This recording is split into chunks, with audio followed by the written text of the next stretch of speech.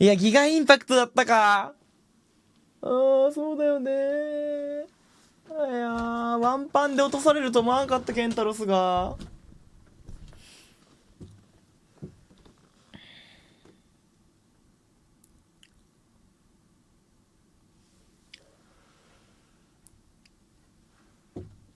キス捨てて、無傷の方が耐えるのに行きたい。ああ、その方が良かったか。うわ、そっか。確かに。エテの雷パンチ分耐えてたかもしれねえのか。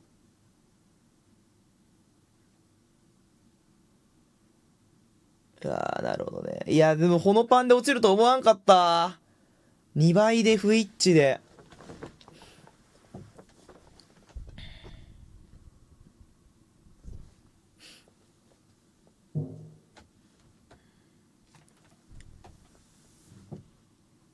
いや、4倍じゃない。2倍だよ、あれ。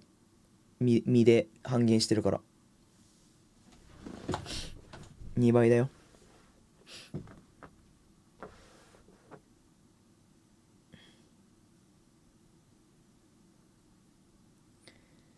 あー。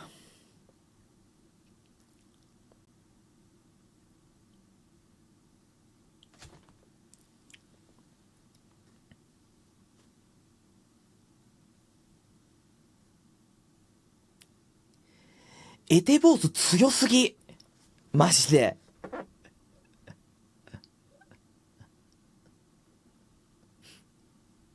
ガチで強すぎ。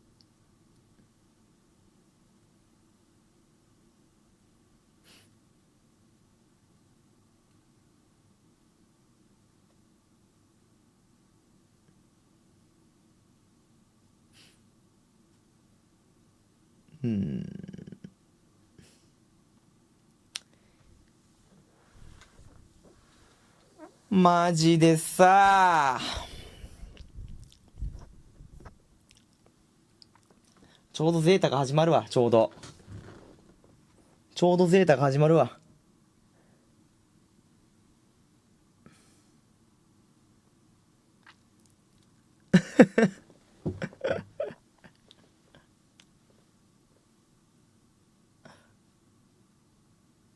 試しにショットガンのゲームやらないか。何ショットガンのゲームって。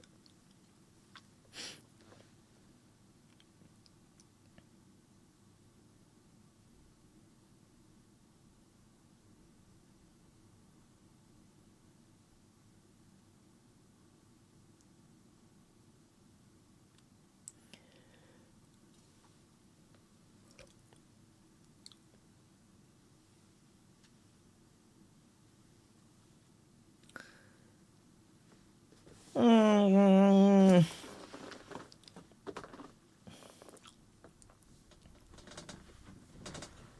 今日夜俺、飯食いに行くから、あれなんだよね。できないんだよね、もう。長いこと。回転寿司行ってきます。はい。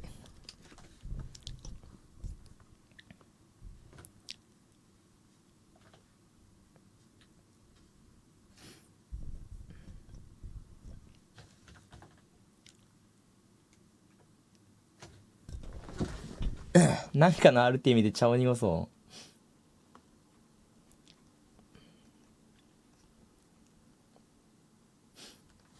う。何 AT フィールドの動画って。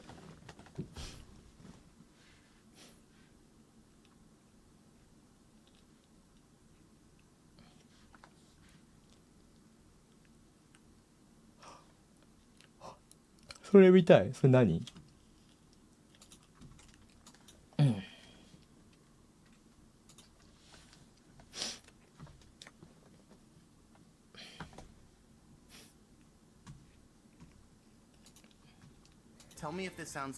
？3時間あるんだけどねえ、3時間ある。無理だって。3時間45分ある。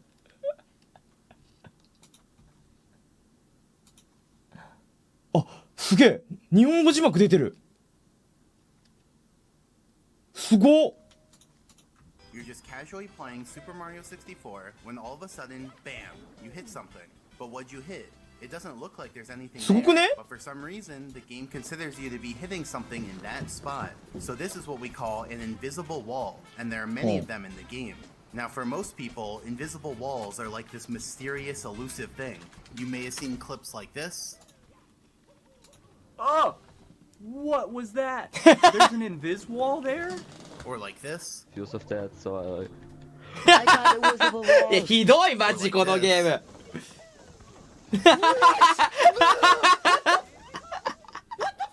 Or like this. And invisible. Yep. Or like this. このゲーム Why is 終 there わ an ってん invisible だ wall ろ there? Yeah, why is there an invisible wall there?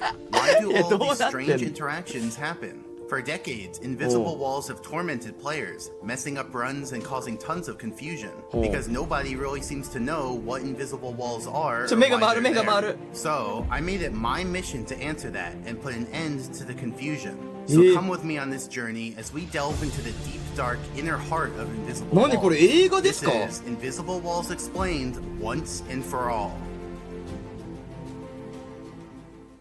But before we get to invisible walls, there are some basic fundamentals of Super Mario 64 that we need to go over first.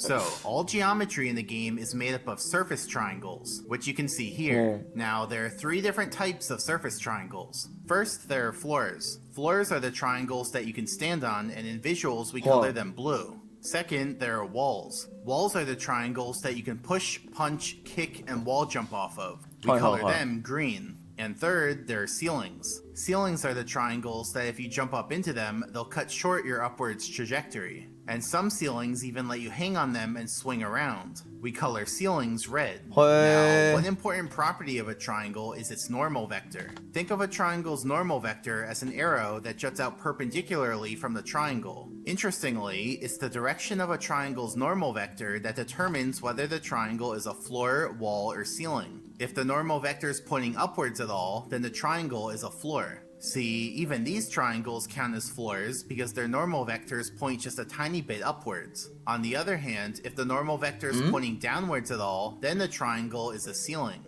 So even these ones are ceilings because their normal vectors point just a tiny bit downwards. And finally, if the normal vector is pointing exactly sideways or extremely close to exactly sideways, then the triangle is a wall. So now だから you know これ the は three 壁キッ kinds ク of できるってことで triangles. しょ横に向いてるのは。だからちょっと斜めになってるのはもう壁キックできないってそういう意味だよね多分。Floors, walls, and ceilings, whose normal vectors point upwards, sideways, and downwards respectively. Note that here I'm showing the triangles from the side, so they just look like lines from this angle. Now we're going to talk about the triangle hitboxes, aka how these triangles affect Mario in the area around them. なんかもう let's すごい start なん with か floors. 授業みたいなんかすごい 78ちょっと待 units って below the 難しい floor, and its よ effect is that it snaps Mario up onto the floor. So we can see that as Mario enters the hitbox, he gets snapped up.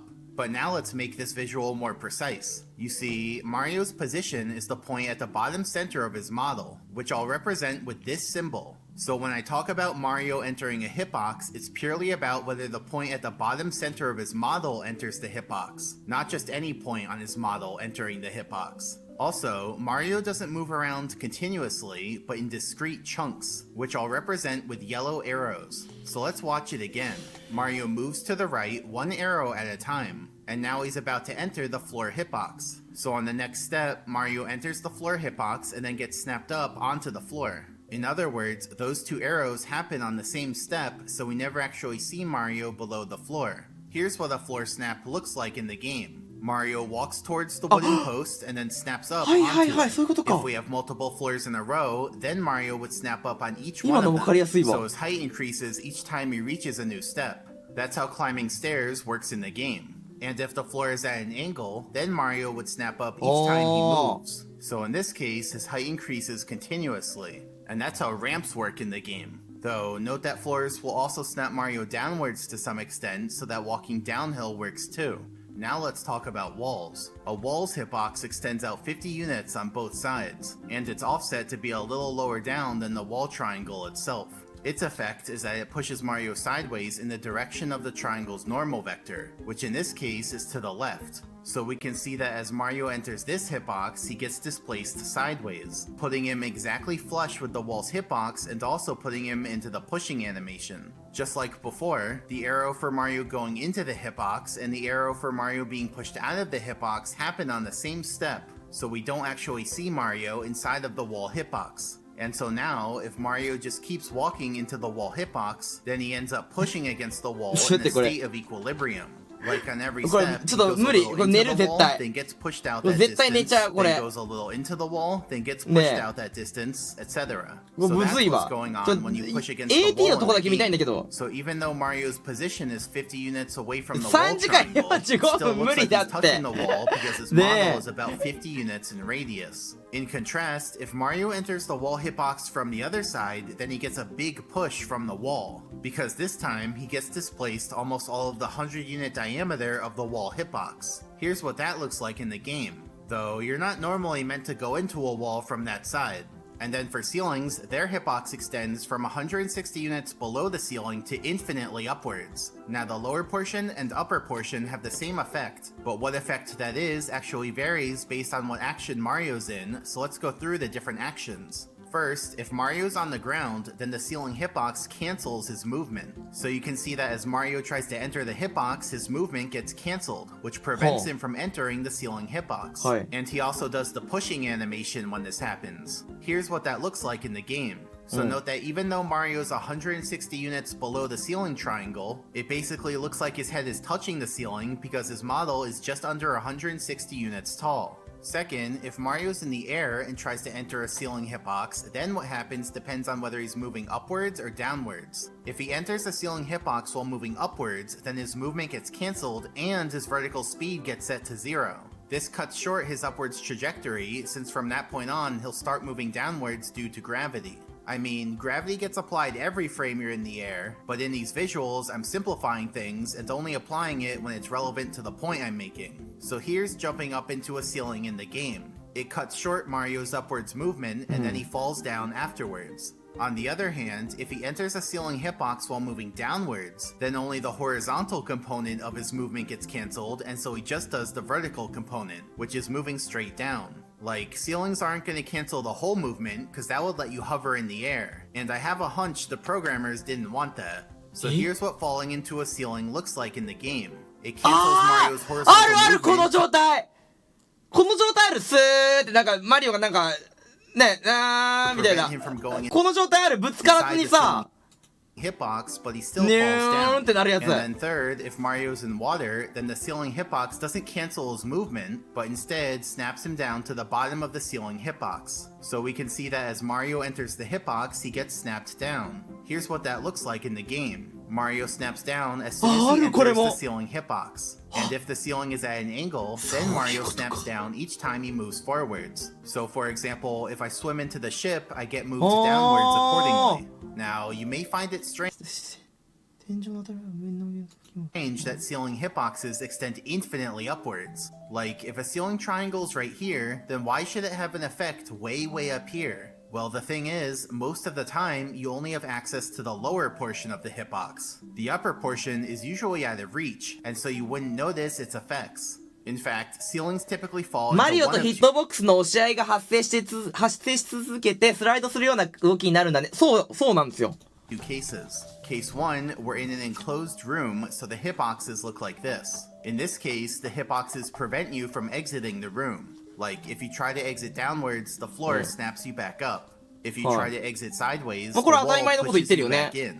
And if you try to exit upwards, the ceiling... だから、これ横になんかさっきのなんだっけ、なんやら線みたいなの働いてるじゃん。だから、なんかバグでさ、内側に乗りめり込んだ時に、その時は壁抜けれるのは、こっち向きに働いてるから、左向きに働いてるから、普通に抜けれるってことだよね。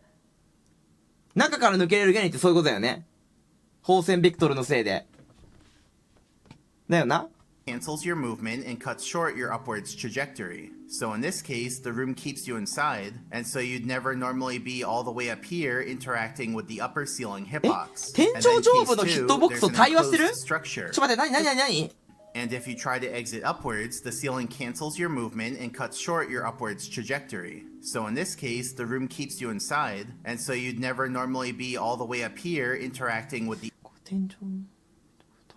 upper ceiling hitbox. And then case 2, there's an enclosed structure like a box. So the hitboxes look like this. Now, I said ceiling hitboxes extend infinitely upwards, but that's just what they do in isolation. Because you see, 上にヒットボックスが無限に伸びてるってのがよくわかんないんだけど、なんで？ only extends upwards until it meets the floor hitbox. So you can see that the inside of this box is filled with the upper portion of the ceiling hitbox. And once again, this upper portion is inaccessible since there's no way to enter the box. まあ Like, そういう if プ you ログ try ラミン to グだから enter っていう going 話か。 downwards, the floor snaps you back up. はいはいはい If you はい try は to い。 enter going sideways, the wall はい pushes はい you はい。いや、 back そりゃそうだよ out. ね。 And if you try to enter going upwards, the で、い ceiling けるってことだね。 cancels 抜 your けれるんでしょ？ movement え？ and cuts 違うの？ short your upwards 上に trajectory. 向かってるから So 抜 in けるん this じゃないの？ case, the box keeps you out, and so you'd never normally be inside of it interacting with the upper ceiling hitbox. One other note, you can see that the triangle hitboxes overlap in some cases, which brings into question which ones take priority. Well, that's actually pretty simple. Wall interactions happen first, so I put their hitboxes on the top layer, then floor interactions, so they're on the next layer, and then ceiling interactions, so they're on the bottom layer. Now, even though ceiling hitboxes cancel Mario's movement, there are still some ways to enter a ceiling hitbox, like by having an object push you into it. For example, here I have a Bob-omb push me into a ceiling hitbox, specifically the ceiling on the underside of the cog.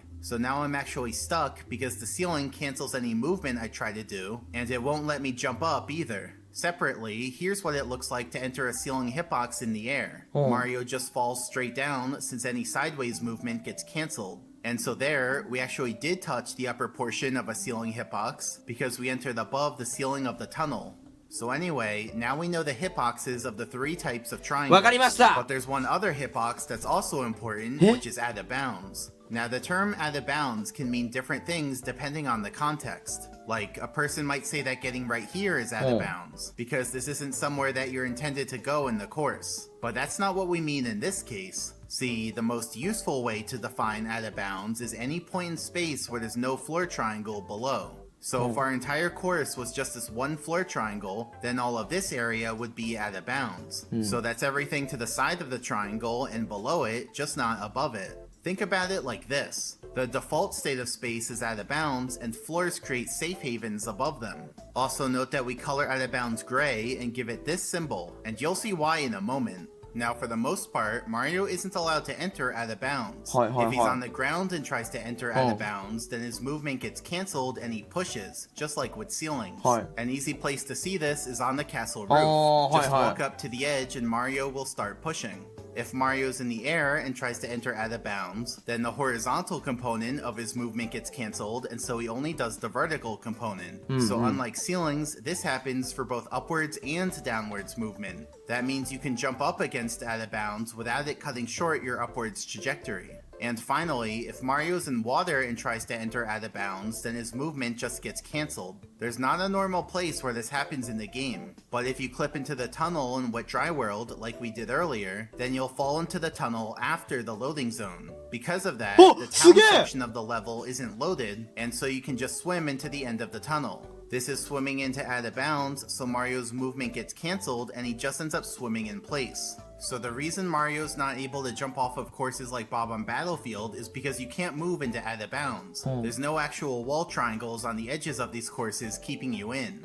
And for courses with death barriers like Cool Mountain, the reason you can jump off of these courses is because the death barrier itself is made up of floor triangles. Here's a zoomed out view of the whole course. So you can see that the death barrier is made up of 2 giant floor triangles below the main part of the course. And then here's a side view of the 2 courses. So Cool Mountain has a death barrier floor below it, while Bob-omb Battlefield doesn't. The death barrier creates a safe haven all 範囲外とかスター取るとさ、マリオ着地するんだよね。下らへんで。だからこれは壁があるから、着地判定になるってことだよね。下らへんで。around the course, making that area habitable. So that's why in Cool Cool Mountain, you can jump off the course and go below it, whereas you can't do that in Bob-omb なるほど Battlefield. Now, it ね is technically possible to enter out of bounds, but it's even harder to do than entering a ceiling hitbox. Like, our old trick with getting pushed by an object doesn't work in this case, because the game knows not to apply the object push if it would put Mario out of ゲームは bounds. マリオ But 範囲外ん待ってちょっと今のとこもう一回見たい because the game knows not マリオ範囲外に出す場合にオブジェクトプッシュを適用しないことを知ってるから to apply the object push if it would put Mario out of bounds. But nevertheless, there are still some ways to do it. なんでこれ For 抜けないのかわ example, かん we ない can なんで enter out of bounds by doing a ledge grab in this corner and then climbing up. We can jump into a cork box next to a steep hill. We can have the ground move out from under Mario, which is done here using the merry-go-round floor. And we 死亡 can 判 have 定だからか Chuck throw Mario out of あ bounds. As you can see in each of these cases, Mario dies when he goes out of bounds, which is why we give out of bounds the あ、だ skull and から crossbones symbol. 死ぬん But だ also ピ when ーチ this のそこ happens, Mario stops having his hat on, though you get it back after you respawn. Now everyone always wonders そうなんで why does なんで going マ out リオ of 帽 bounds 子脱ぐの make た Mario 俺も思ってたそうなんで lose his hat? Well, let me explain. You see, Mario's logic every frame goes like this. First, it resets his hat state, so he'll be in the state of having no hat. Then it lets Mario do his action, like say, one frame of walking forwards. And finally, it updates his hat state to be how it's supposed to be, which gives him his hat again. And so his hat will be on by the time he gets rendered. So that's what normally happens every frame. But between steps 1 and 2, there's a check. Specifically, it checks if Mario's out of bounds. And if so, then we're done with the function. Don't do the rest of the steps. So let's say Mario's currently out of bounds, and now let's walk through the steps to see what happens. First, it resets his hat state, which makes him have no hat. Then the check ends the whole function since Mario's out of bounds. So we never even get to step 3 where it puts his hat back on, and so we just see Mario だから without こ his の hat. 帽子をかぶるっていうアクションが適用されずにそのまま死ぬから帽子がないように見えるんだで初めて復活するときに次にこの2のアクションがされるんだ In ね other words, we're seeing the intermediate state of things that we're not normally supposed to see. So anyway, now we know the 4 types of hitboxes. そう言うてるやんって Floors, いやだから walls, いいやん ceilings, 別 and に out of そう言 bounds. うてる And や you ん may と have か言わな noticed く that て there's a bit of a similarity between walls, ceilings, and out of bounds, because they all basically block Mario's horizontal movement. So let's do a side-by-side comparison. On the left, we'll have Mario interact with a wall hitbox. In the center, we'll have Mario interact with a ceiling hitbox. And on the right, we'll have Mario interact with out of マジで bounds. そん And な just to clarify チートでや the るってこ ceiling と case, there weren't many ceilings that worked well for this visual, but I did find one. See, in the castle foyer, I clipped behind this pillar, did a backwards long jump, and then used the speed to clip behind the upstairs key door. Now opening that door loads a new area. So by clipping behind it, we end up in this sort of fake area that you're not meant to be in. There's not many surface triangles here, despite what the visuals look like. So that means we can go to the edge of the floor and push directly on a ceiling hitbox. Specifically, the ceiling of the hallway below that has the boo in it. So I just wanted to clarify that. So now let's compare the 3 cases. If Mario just walks forwards, then in all 3 cases, he stays in place doing the pushing animation. Here's a diagram from above. See, the wall hitbox lets him go into it. ちょっと待って、ちょっともう一回整理させて。これは壁判定の、このプログラム。で、これは、あれだよね、上の天井判定の、場所。で、これはデッドゾーンの場所ってことだよね。それで分けられてるってことだよね。だよね。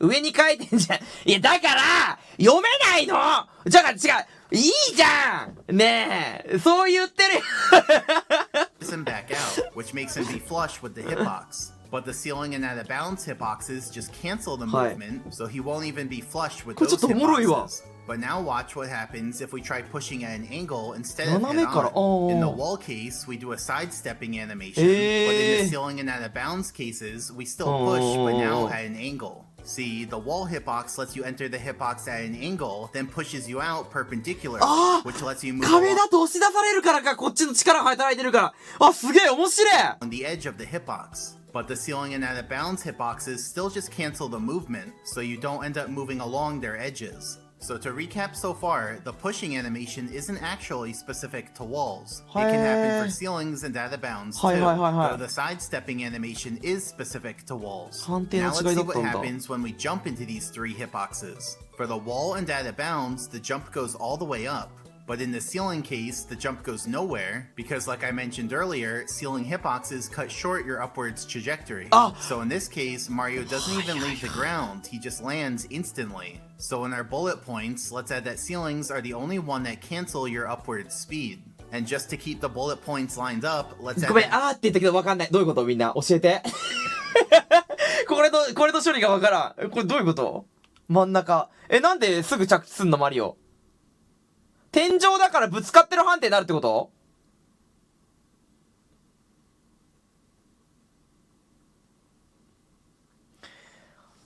上向き、もう、だから壁だけど、天井判定だから、上に行けないのか。天井は上昇判定を消す。あ、なるほどね。Out of bounds is the only one that kills you. But now let's see what happens if we jump into them, but don't touch them until the downwards portion of the trajectory. In all three cases, Mario's forwards movement gets blocked, and so he just falls down in place. So just like with the ground movement, the wall lets Mario move into its hitbox and then pushes him back out, while the ceiling and out of bounds cancel the movement altogether. But that's just for jumping at a slow speed. If instead Mario jumps into the hitboxes moving at a medium speed, then in all three cases, he does a soft bonk. You know, a bonk without any star particles, and Mario stays upright. So let's add that to our notes. And if he jumps into the hitboxes moving at a fast speed, or during certain other actions like a dive or slide kick, then in all three cases he does a hard bonk, which has star particles and Mario falls off his feet. So let's also add that. But now listen to the sound of each bonk. ボンクラ？何ボンクラって。あ。そう、これよくこの音あるじゃん、ドルルンって。これ壁キックできない判定なんだよ。そういうことか！壁キックは、この判定なってんだ！やばい！やべえ！ AT もこれだもん！すげえ。ボンクラお前じゃねえんだよ、お前。See, when you bonk on a ceiling or out of bounds, it makes a sort of boingy sound effect, while the wall doesn't do that. それをしません。So overall, you can see that the three cases are pretty similar. They all let you push on them, and they all let you bonk on them. So it's easy to see why people might confuse walls, ceilings, and out of bounds. Someone might see Mario pushing and think he's pushing on a wall, but actually he's pushing on out of bounds. And someone might see Mario bonk and think he bonked on a wall, but actually he bonked on a ceiling. So just keep in mind how similar these three types of hitboxes are.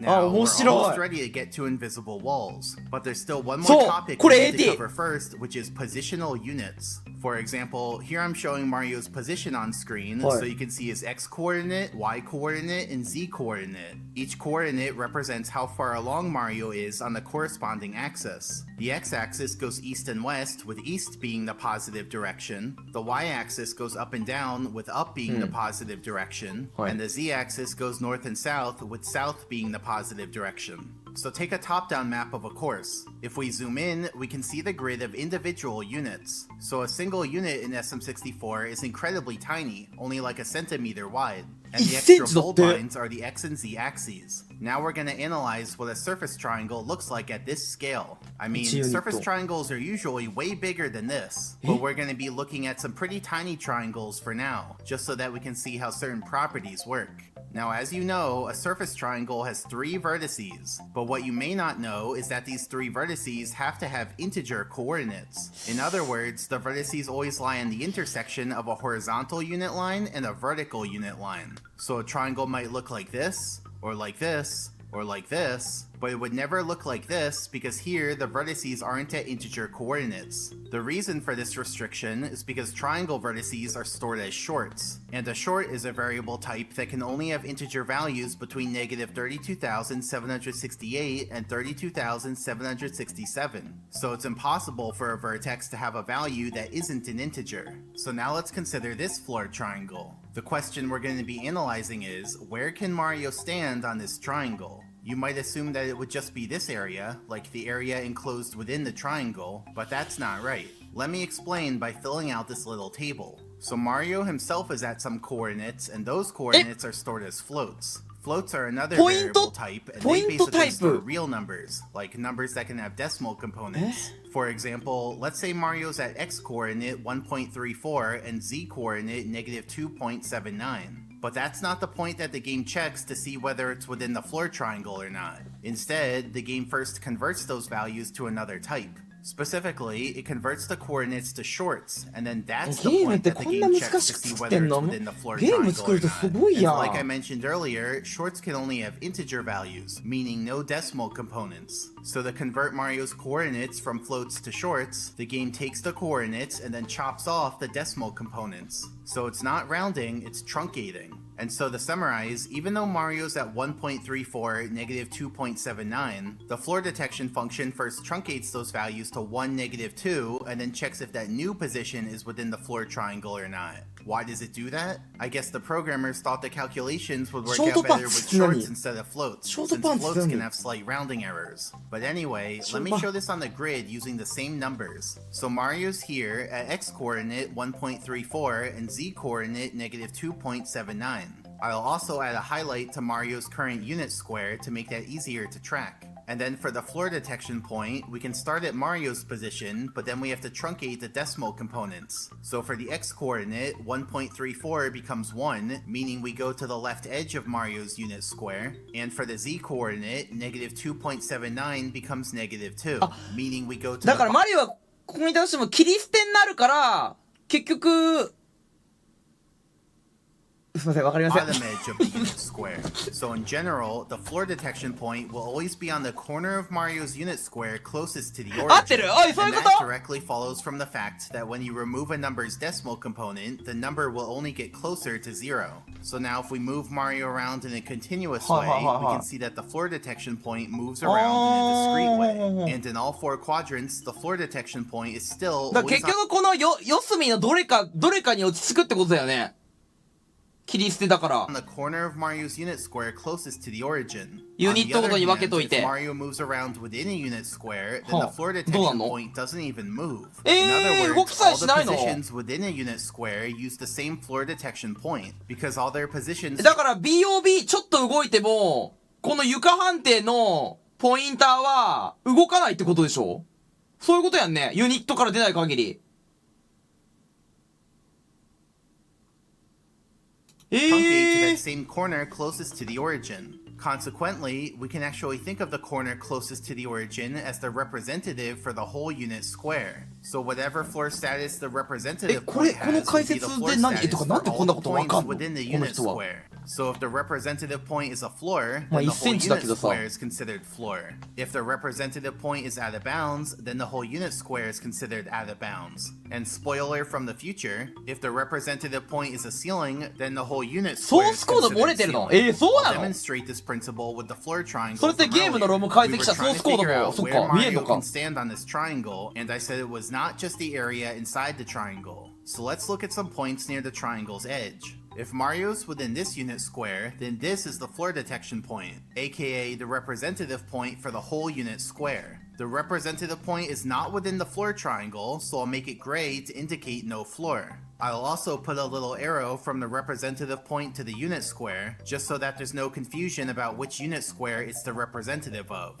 And note that because the representative point is always on the corner of the unit square closest to the origin, the arrow pointing from the representative point to the unit square will always be facing away from the origin. But anyway, since the representative point is gray to indicate no floor, we can color the whole unit square gray to indicate no floor. So even if Mario were here, which looks like it's inside the floor triangle, it would still count as being outside the triangle, since his whole unit square is considered outside the triangle. On the other hand, if Mario's within this unit square, then this is the representative point. This time, the representative point is within the floor triangle, so I'll make it blue to indicate floor. And then I'll put the arrow again. And now, since the representative point is blue to indicate floor, we can color the whole unit square blue to indicate floor. So even if Mario were here, which looks like it's outside the わかった、 floor, みんなネタバレしていい？ AT は、わかった。ユニット内に存在してるんだよ。多分。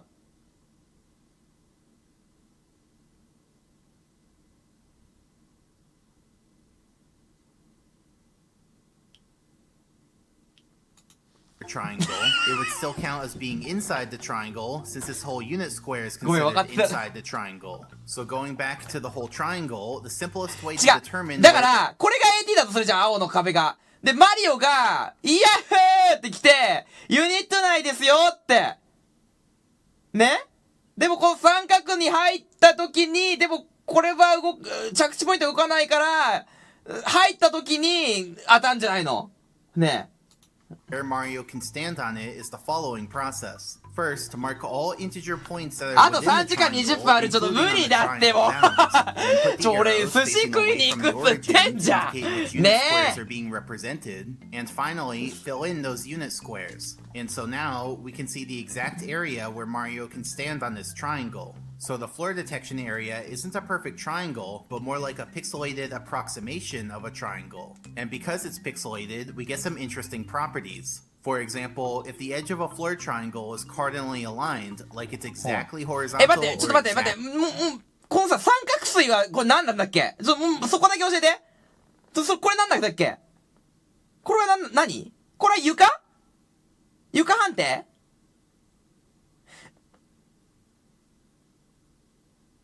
え、床判定、目に見えてる床。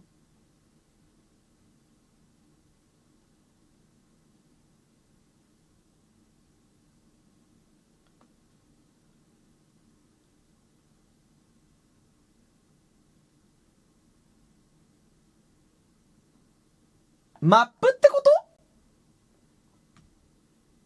今上から床を見てる？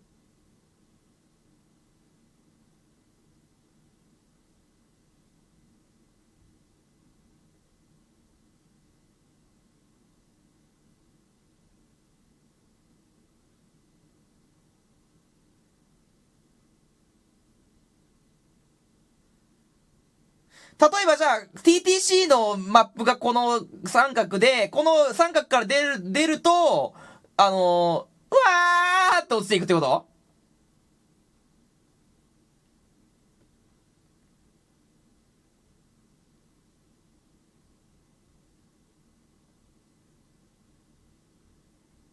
将来ミス。いや、何将来ミスっ exactly て。 vertical, then the edge of the floor detection 壁に area 当たる will だ be け？ a straight line. More specifically, if it's an edge that faces towards the origin, then the floor detection edge will coincide with the triangle edge. And if it's an edge that faces away from the origin, then the floor detection edge will be 1 unit offset from the triangle edge. On the other hand, if the triangle's edge is not cardinally aligned, like it's on a diagonal, then the floor detection edge will be jagged.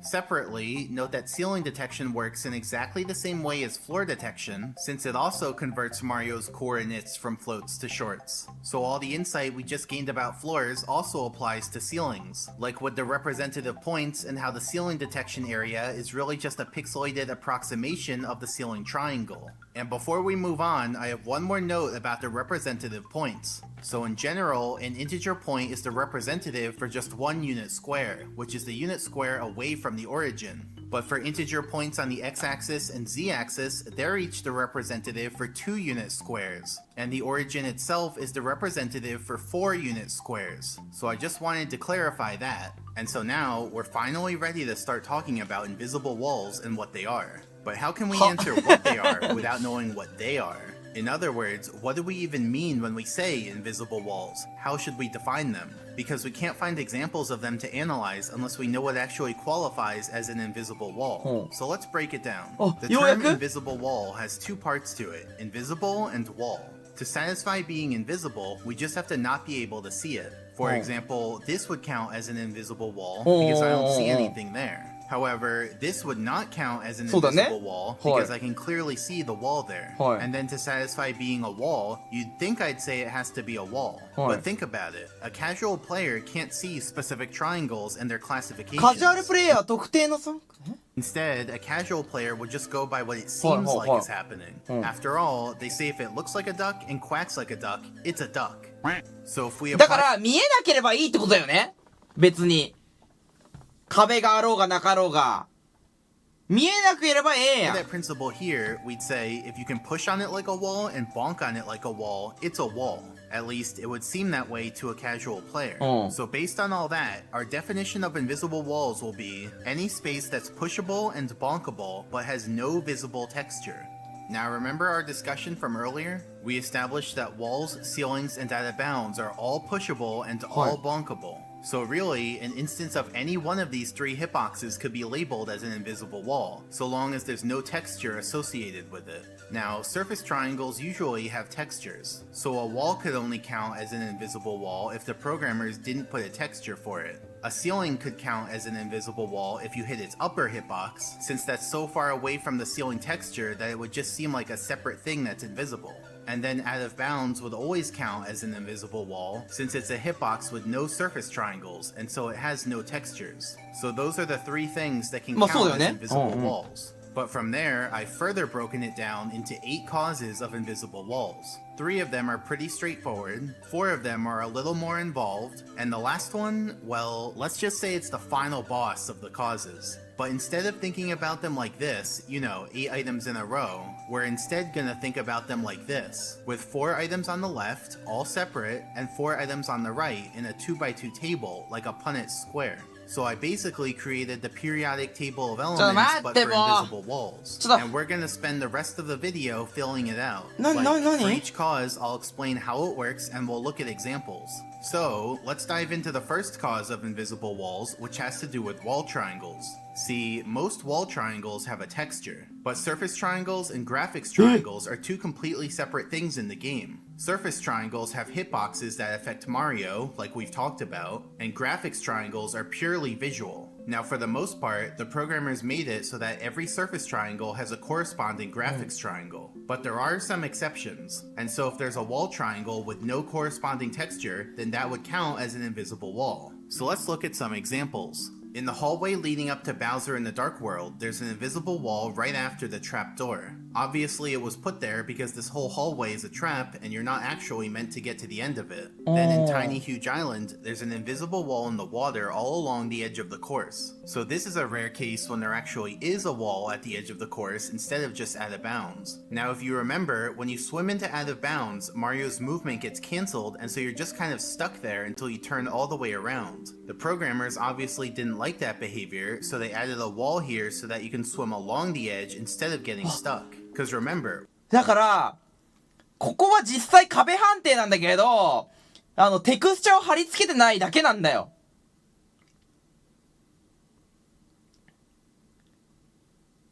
そう言ってるやん。walls let you move along them, but out of bounds cancels your movement. And note that this wall is also present in the tiny version of the island. Then in the slide in Tall Tall Mountain, there's an invisible wall in the shape of a little rectangle at the top of the end of the first tunnel. 何これ何これ There's an invisible wall in the shape of なんでこんなんあんの a little rectangle at the top of the end of the first tunnel. So you might be wondering why that's there. Well, based on footage of the game's beta, we can actually conclude that this is a remnant of a left turn sign that used to be in that spot. It's kind of blurry, but it's there alright. So that means at some point, the programmers removed the graphics for the left turn sign, but accidentally left in the collision. ここにテクスチャーを貼り付けてないだけで、プログラマーが消し忘れたんだ。Tall Mountain slide. If you head the wrong way and go down the dead-end path, you can see that they put a big invisible wall here. This is so that you can't fall off from here and land on a later part of the slide. Instead, they wanted you to plummet to your death.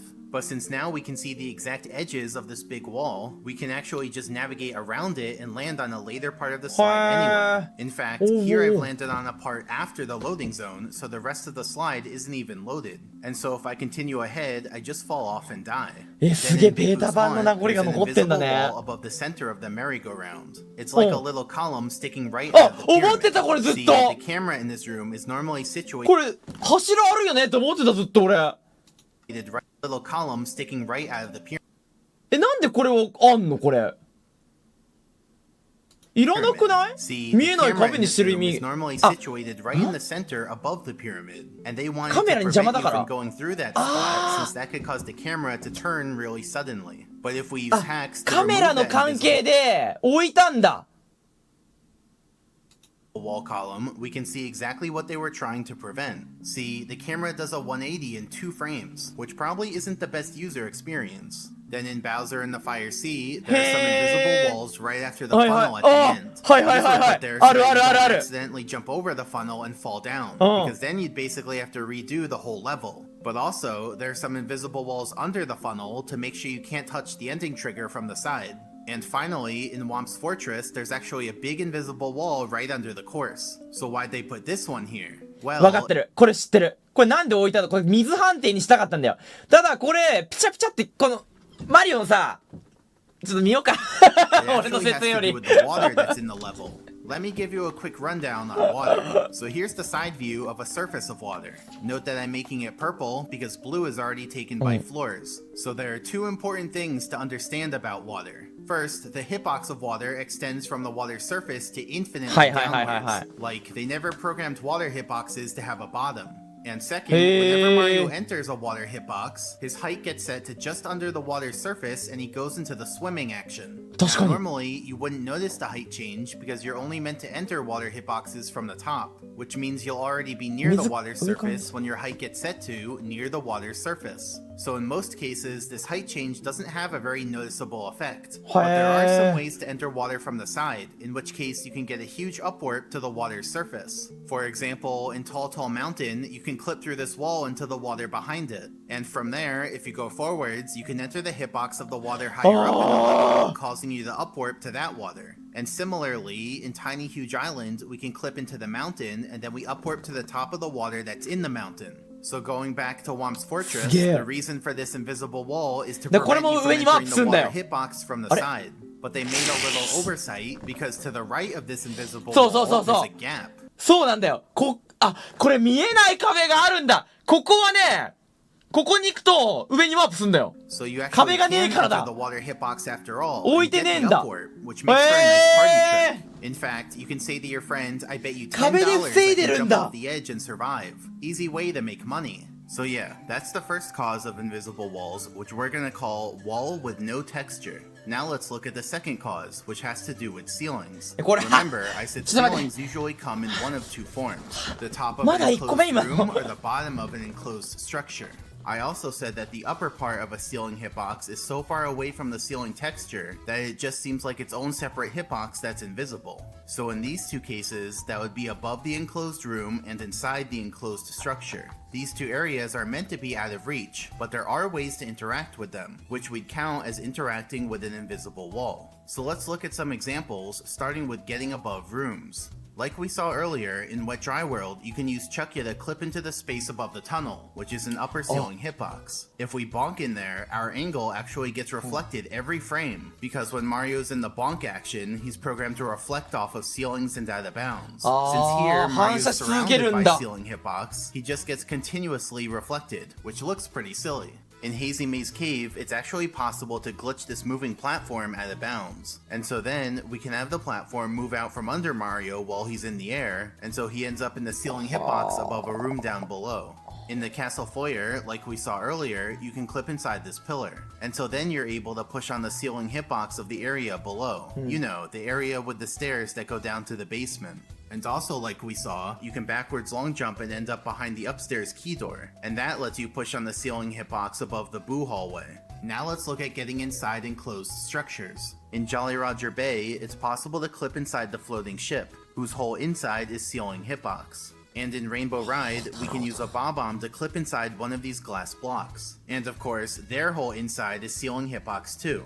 So those are some examples of getting above a room and inside an enclosed structure. But there's a third case that can happen, and that's if we have something that should be だからこの天井反転に中に入っちゃったら反射し続けるから、だからマリオがダラララってなっちゃうんだね。だからダラララってなってる時はこの天井反転の中に入っちゃった時なんだよ。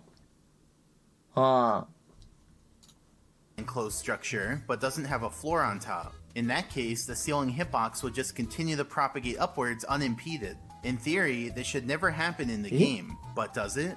Well, in the Tall Tall Mountain slide, we have these 3 arches. And let me make the background white so that it's easier to see. So let's look at the first arch. On its underside, we have some ceiling triangles, and on the top side, we have some floor triangles. So no problems here. But now let's look at the second arch. On the bottom, we have some ceiling triangles, and on the top, there are no floor triangles. The programmers just didn't put any. So that means the ceiling hitbox isn't covered by any floors, and so it just propagates upwards without anything to contain it. And what about the third arch? On the bottom, we have some ceiling triangles, and on the top, there are once again no floor triangles. On the bottom, we have some ceiling triangles, and on the top, there are こっからジャンプしてここ飛び越えようとするとドルンって多分あれだね反射されるってことだよね once again no floor triangles. So on this arch too, the ceiling 上に伸び続けてるから leaks out オブジェ into クト the がない space と above.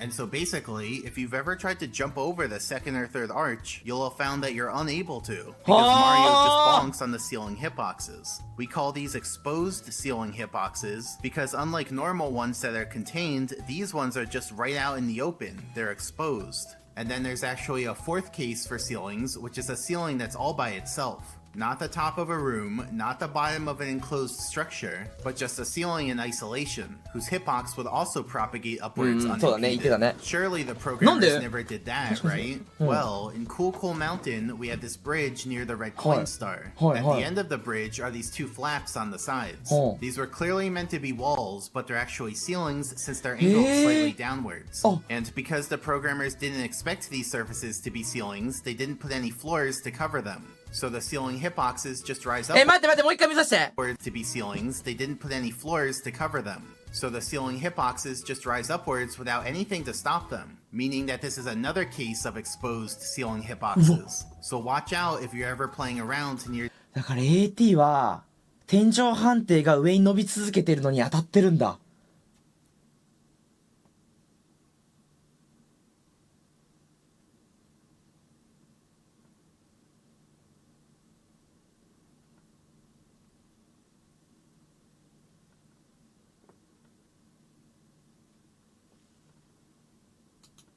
these 2 flaps. So yeah, that's the second cause of invisible walls, which we're going to call above ceiling below any floor. Because if there's no floor above the ceiling, then the whole area above the ceiling is bonkable. And if there is a floor above the ceiling, then only the area between them is bonkable. So now let's look at the third cause, which has to do with out of bounds. If you remember from earlier, all courses are surrounded by out of bounds, even if they have a death barrier. And that out of bounds is an invisible hitbox that you can bonk on, so it counts as an invisible wall.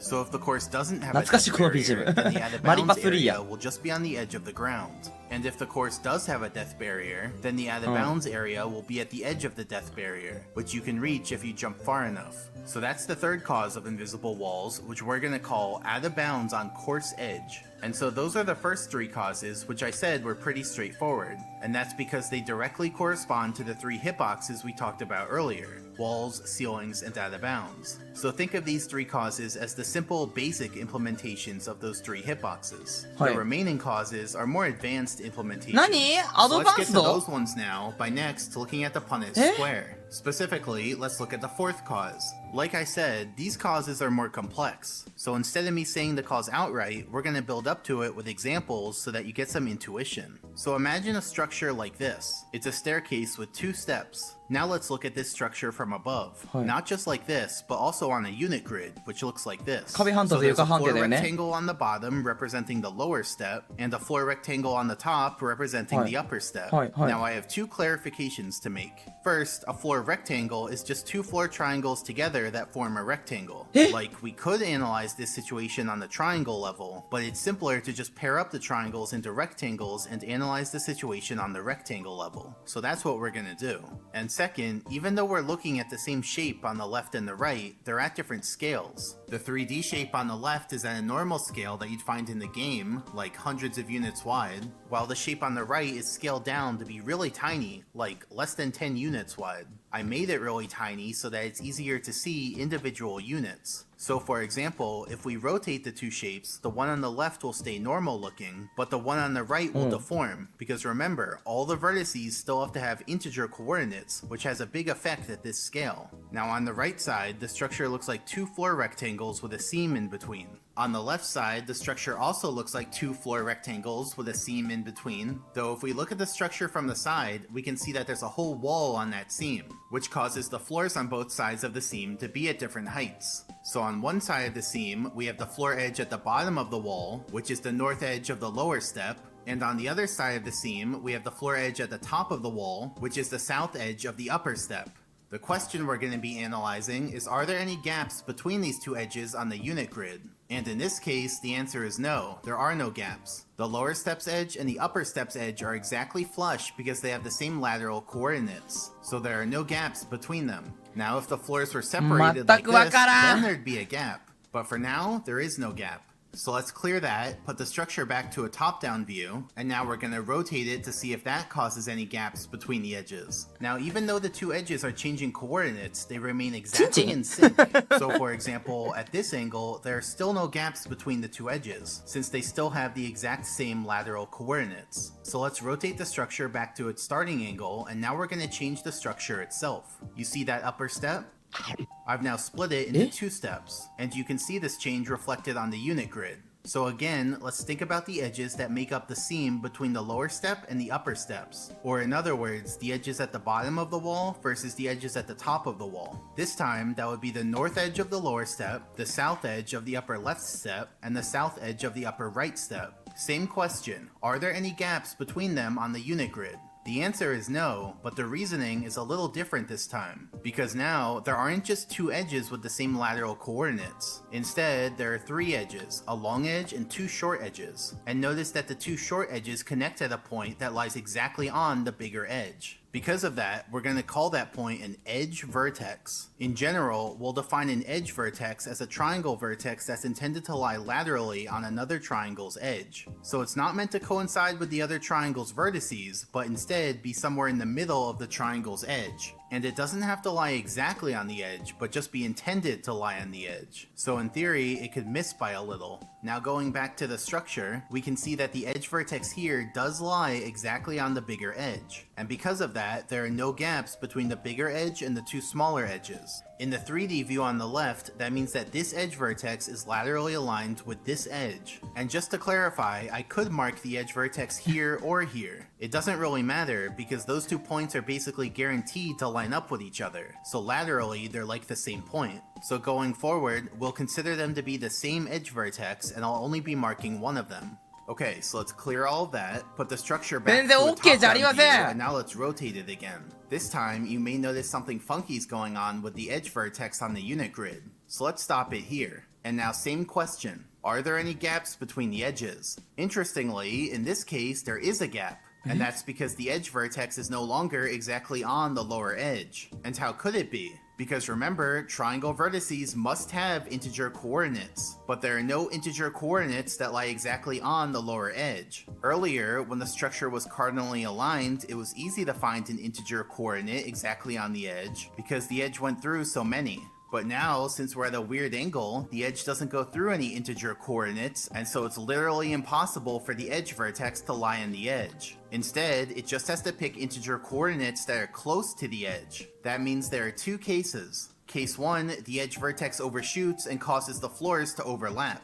Floors overlapping like this is perfectly fine and won't cause any invisible walls. And then case 2, the edge vertex undershoots and causes a gap between the floors. And when there's a gap like this, then we have some problems. Remember, the triangle area itself doesn't represent where Mario can stand. Instead, we have our little process for figuring that out, so let's do that again here. First, we mark all integer points that are within the floor or on the floor bounds. Then add the arrows, and finally, fill in the unit squares. Now you can see the issue. There are two integer points that aren't inside any floors. Consequently, their unit squares are not considered to be floor. Instead, we call them floor gaps. And so basically, any structure that resembles this could have floor gaps. Instead of this, it could look like this, or like this, or like this, it doesn't take very much. You just need a seam between floors, usually with a wall in it, and for the floor edges on either side of the seam to be subdivided differently. That causes there to be an edge vertex, which as we discussed is a vertex meant to lie on another triangle's edge, specifically a triangle on the other side of the seam. But if the structure is at a わかった。だから上、あれだよね、横から見たら、今度床の位置は違うけど、上から見たときに、あれだよね、こことここが重な、あれじゃん、近いやん。上から見たらね、着地点。だから、このユニット内に、ここと、緑と赤が存在してるってことだよね、多分。でそういうことでしょ？違う。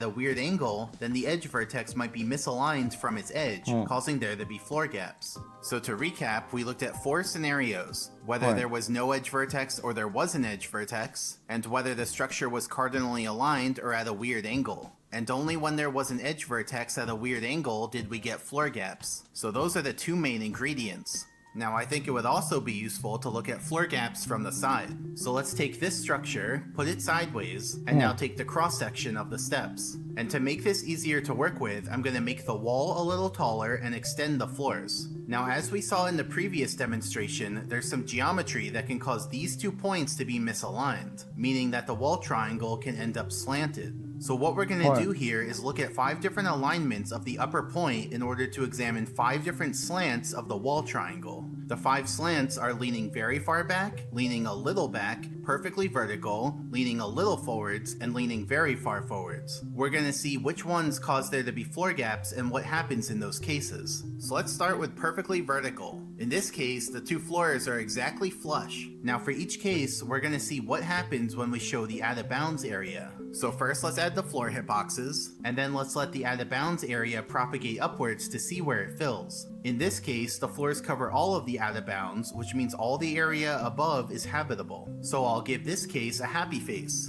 Then next, let's look at leaning very far back. Interestingly, when the wall triangle is this slanted, it actually gets classified as a ceiling. And this happens in the game. There are triangles that are meant to be walls, but are just a little too slanted, and so they're actually ceilings. For example, in Cool Mountain, there's this ceiling. So even though it looks like a wall, you can't kick on it or do any other wall interactions with it. And then in Rainbow Ride, there's this ceiling. It's meant to be part of the big house's wall, but because it's just a little too slanted, it's actually a ceiling. So we'll call these wall, but because it's just a little too slanted, it's actually a ceiling. So we'll call these wall-like ceilings because they're ceilings that look like walls and are meant to be walls. So going back to our demonstration, let's see what happens when we show the hitboxes again. Like before, the floors still cover all of the out of bounds. In fact, we have some floor overlap in the middle, so there's floor to spare. So this case gets a happy face. Then next, let's look at leaning a little back. Here, the wall triangle is still a wall, just a slightly leaning wall. If we show the hitboxes again, we can see that the floors still cover all of the out of bounds, with a little bit of floor to spare. So this case gets a happy face. So one big caveat here is that this angle is not to scale. In reality, walls can only tilt about this much while still being a wall. But I didn't want the arrows to be really crammed together. So in these visuals, we're just gonna pretend that walls can tilt this much and still be a wall, for the sake of convenience. Then next, let's skip ahead and look at leaning very far forwards. Now the wall triangle is so slanted the other way that it gets classified as a floor. And this happens in the game too. For example, in Bob-omb Battlefield, the side of this 3rd step has a floor triangle that's meant to be a wall. But because it's a floor, you can walk on it and slide on it. In Bowser in the Dark World, the side of this little bridge has a floor triangle. In Bowser in the Fire Sea, the side of this platform has floor triangles. And in the castle courtyard, the side of this structure has a floor triangle. So for these ones, we'll call them wall-like. だからマリオの頭側に壁が向いてきたら天井判定になって、マリオと逆方向にちょっとずれると床判定になるんだね。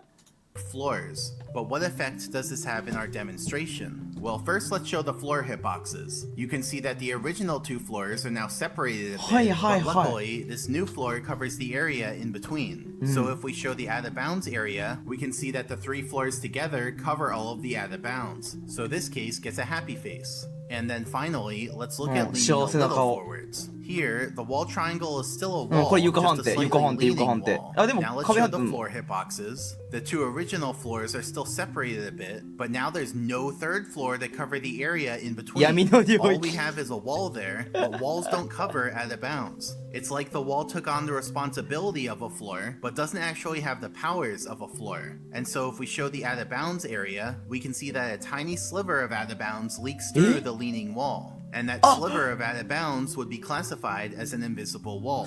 This type of invisible wall だこの傾いた分出ちゃうんだ has caused a lot of frustration over the years. Like, think about this kind of invisible wall compared to the previous three causes that we looked at. These three causes aren't actually that annoying. For the walls with no texture, those are put there intentionally to prevent you from going to places that you're not supposed to go to. So they don't really get in the way when you're going to places that you are supposed to go to. For the ceiling hitboxes, those are mainly just above rooms and inside enclosed structures, which are places that you don't normally interact with. Well, aside from the arches and the tall mountain slide and the bridge flaps in Cool Mountain, those ones can get in your way. And then for out of bounds on the course edge, you know where those are, and it's not like they're in the way because they're only on the edges of the course. But for this most recent type of invisible wall, it's just in the middle of the course out in the open. It could even be on the path that you're supposed to use, so you might just bonk on it out of nowhere while you're trying to beat the game. So this type of invisible wall, along with the rest that we're going to cover, are in some sense the real invisible walls, because they're the ones that frustrate players and give a bad name to invisible walls. So I'm going to give this case an angry face. So to summarize, we looked at 5 possible slants of the wall triangle, and only a wall that's leaning slightly forwards causes there to be a floor gap that lets out of bounds leak through. If we move the upper vertex around continuously, you can see that it's only a very narrow range that lets the out of bounds leak through. Basically, the wall triangle has to be leaning forward so that there's a gap between the lower floor and upper floor, but the wall can't be leaning too far forward. これ分かりやすいねこの絵マジで分かりやすい Now I think it would also be useful to see what each of these 5 cases looks like from a top down. これゲーム作るとむずいわこれ任天堂に文句言えないこれは because the overlap area is an extra dark shade of blue. When the wall leans a little back, there's still a floor overlap, but a bit smaller in area. When the wall's perfectly vertical, there's no floor overlap or floor gap. The whole thing is just a uniform shade of blue. When the wall leans a little forward, now there's a floor gap. You can tell because there's some white in the middle wall blue. And remember, that white area is actually covered by the wall triangle, but that doesn't really do anything. And finally, when the wall leans very far forwards, then the wall turns into a floor which covers the gap. So yeah, it's only the one case that causes floor gaps. But interestingly, floor gaps don't necessarily cause invisible walls. See, there are actually 3 cases for what effect a floor gap has because it depends on what's below the floor gap. Case 1, there's another floor below the floor gap. In this case, Mario can freely jump over the floor gap and not hit any invisible walls. He can also go into the... あれだよね他の判定が上に行ってもこいつでブロックできるかってことでしょ違う a floor gap and fall through to the floor below, assuming there are no wall hitboxes in the way. Then case 2, there are no floors below the floor gap. Like we saw a second ago, this lets a tiny sliver of out of bounds leak through. If Mario jumps into that sliver, he'll bonk, and if he walks into it, he'll push. And then case 3, there's a ceiling below the floor gap. This ceiling has a lower hitbox, but we don't care about that. It's the upper hitbox that causes a tiny sliver of ceiling to leak through. So this would also count as an exposed ceiling hitbox. And just like the sliver of out of bounds, the sliver of ceiling lets us bonk on it and lets us push on it. So it's only case 2 and case 3 that cause invisible walls. Now if you ever encounter an invisible wall like this, it might not be obvious whether it's from out of bounds or from a ceiling. Since you know, invisible walls are invisible. わかったみんなこれさ AP はステージの下に敷き詰められてる死の判定が上に出てんじゃないいやまあこっちのパターンもあるだろうけど So in the game, we wouldn't see the hitbox colors that be on here. But remember, only ceilings cut short your upwards trajectory. So a quick and simple way to distinguish between these two cases is to jump up into the invisible wall. If it lets you jump up, then it's out of bounds, and if it stops you from jumping up, then it's a ceiling. So let's look at an example. In Bob-omb Battlefield, there's this wall on a floor seam. Here are the floor edges on both sides of the seam, which are subdivided differently due to the steps. And based on those, here are the edge vertices. Now you may be wondering why it looks like I'm showing the same thing on the left and the right. Well, they're actually different camera modes. See, the one on the left is a perspective view, meaning that things get smaller as they go farther away from the camera. So it's like the normal camera mode that you'd see in the game. In contrast, the one on the right is an orthographic view, meaning that things stay the same size regardless of how far away from the camera they are. This orthographic view is useful because it allows us to have a nice looking top-down view. So next, let's show all the course's floor triangles, and now we're gonna zoom in on each edge vertex to see how it misses its edge. Like, does it cause a floor overlap or a floor gap? The way this one misses is by causing a floor gap, because you can see the white area between the floors. Then for the next edge vertex, it also causes a floor gap. And for the last one, this one's a little weird. See, the bottom of the step and the top of the step don't actually line up, even though they were meant to. That's what actually causes the side of that third step to be a floor instead of a wall, like we saw before. But anyway, this just means we have two edge vertices to look at instead of one, and they both cause floor gaps. So let's zoom out a little, and now you can see that there are integer coordinates that lie in the white area between floors, meaning that those points are out of bounds. Now let's remove the triangle fill colors so that we can mark which unit squares are out of bounds. For each of those integer coordinates, let's add the arrow facing away from the origin, and then fill in those unit squares with gray for out of bounds. And now let's pan across the seam so that we can see all of the unit squares of out of bounds. So each of the unit squares on the right represents a little sliver of out of bounds that leaks through the leaning wall. And as we're panning on the right, I'm adding these slivers on the left so that you can see them in 3D. They're basically square columns that are 1 unit wide, though I'm drawing them each as 1 pixel wide because that's what's easiest to see. So that's the whole seam. Interestingly, there's one point near the middle of the seam that lies on the x-axis. So that point has 2 arrows and causes 2 unit squares of invisible wall. So yeah, that's how the out of bounds units are distributed along the seam.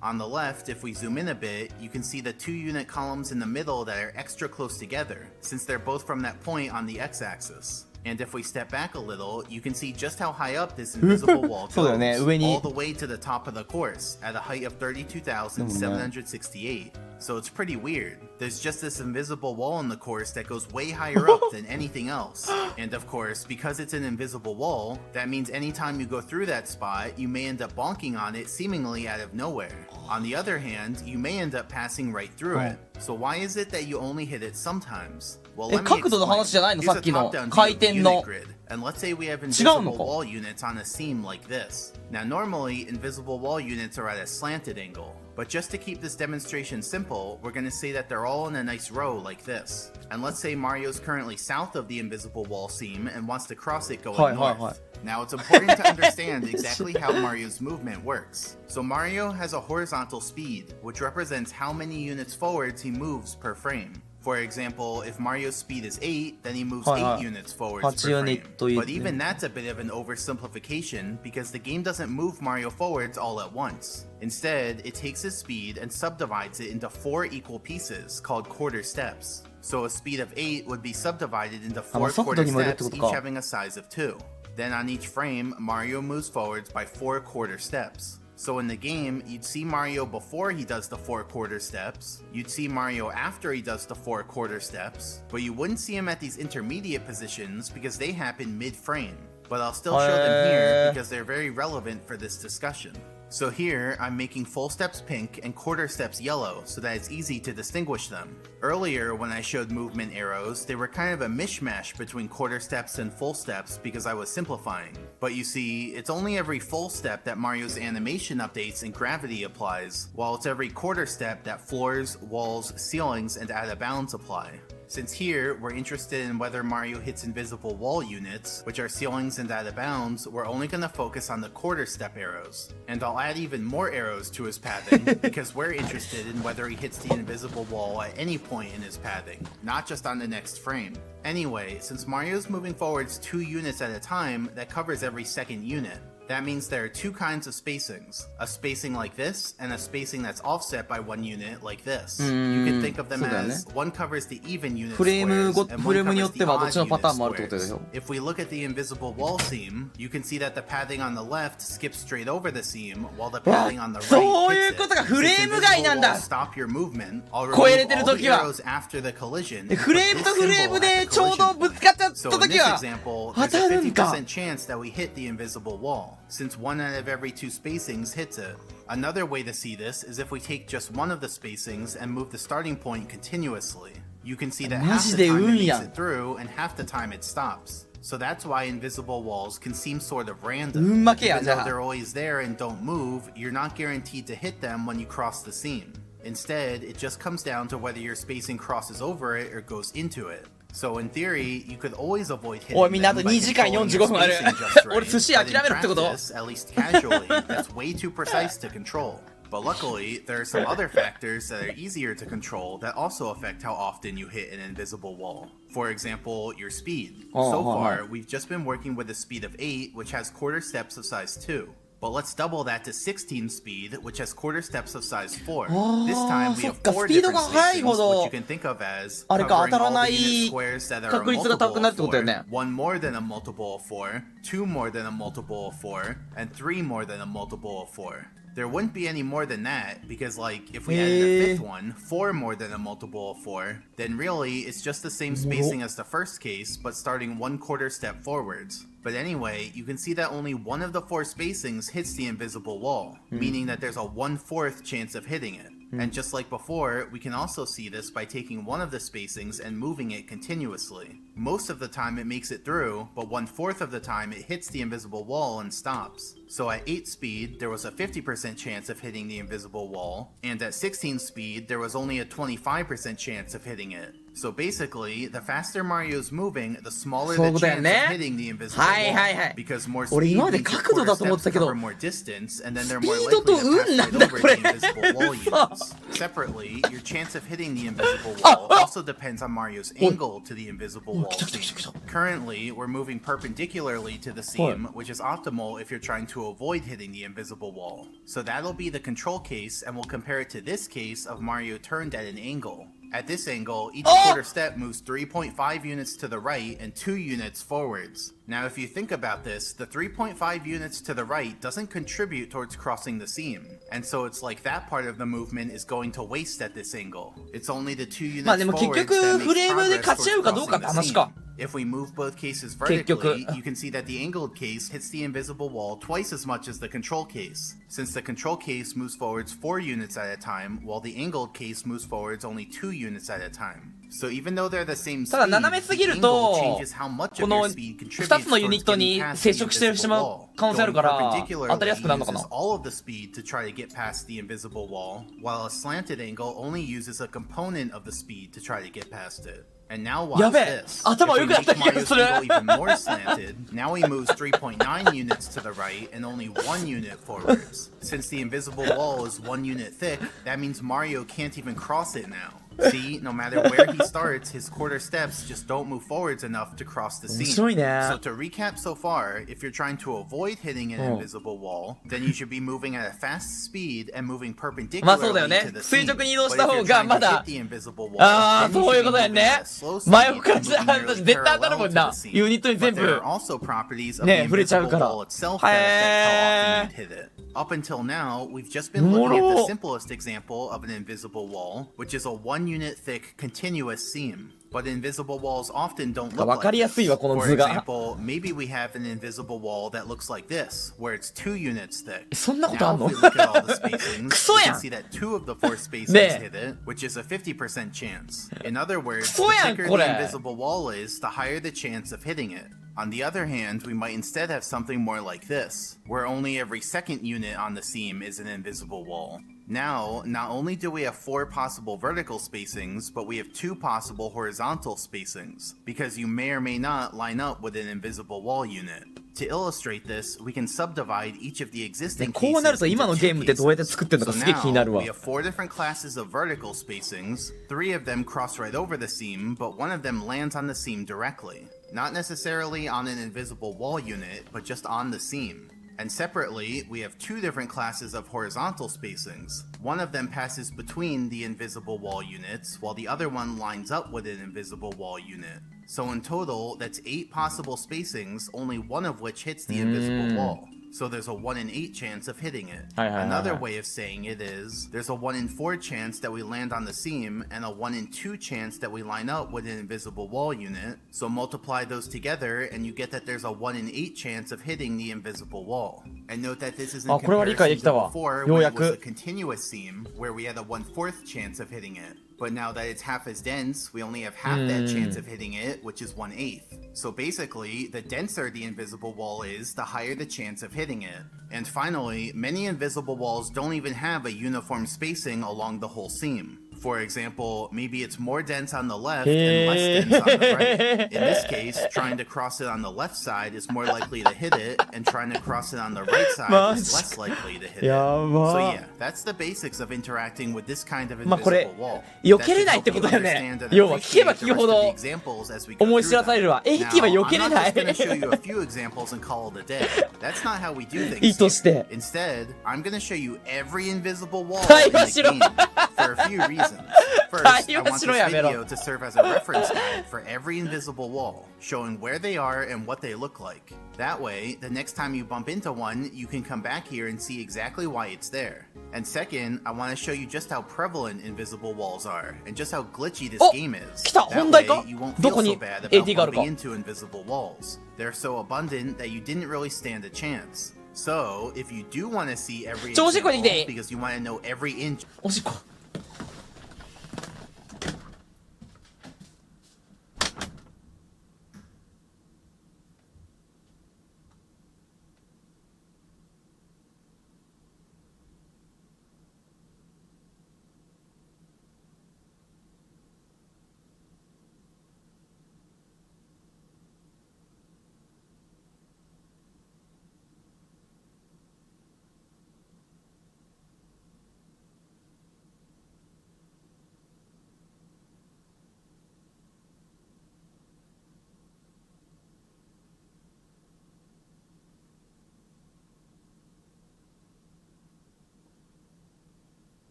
いや、面白い面白い、マジで面白い。of this game's weirdness, then you can just sit back and relax as I break it all down for you. And if you don't want to watch all the examples because you see some of them, that's fine too. You can skip forward to the next section using YouTube's chapter system. And so now, let's get into the examples. So also in Bob-omb Battlefield, we have this wall on the bar fence. Based on how its edges are subdivided, it has one edge vertex on the bottom, which misses its edge by causing a floor gap. And so that means that all along the seam are units of out of bounds. Note that the density of this invisible wall varies along the seam, and there are even some gaps in it. And so basically, if you ever go above this bar fence, you may end up bonking on this invisible wall. And remember earlier when I showed that you could bonk inside a ceiling hitbox and get reflected every frame?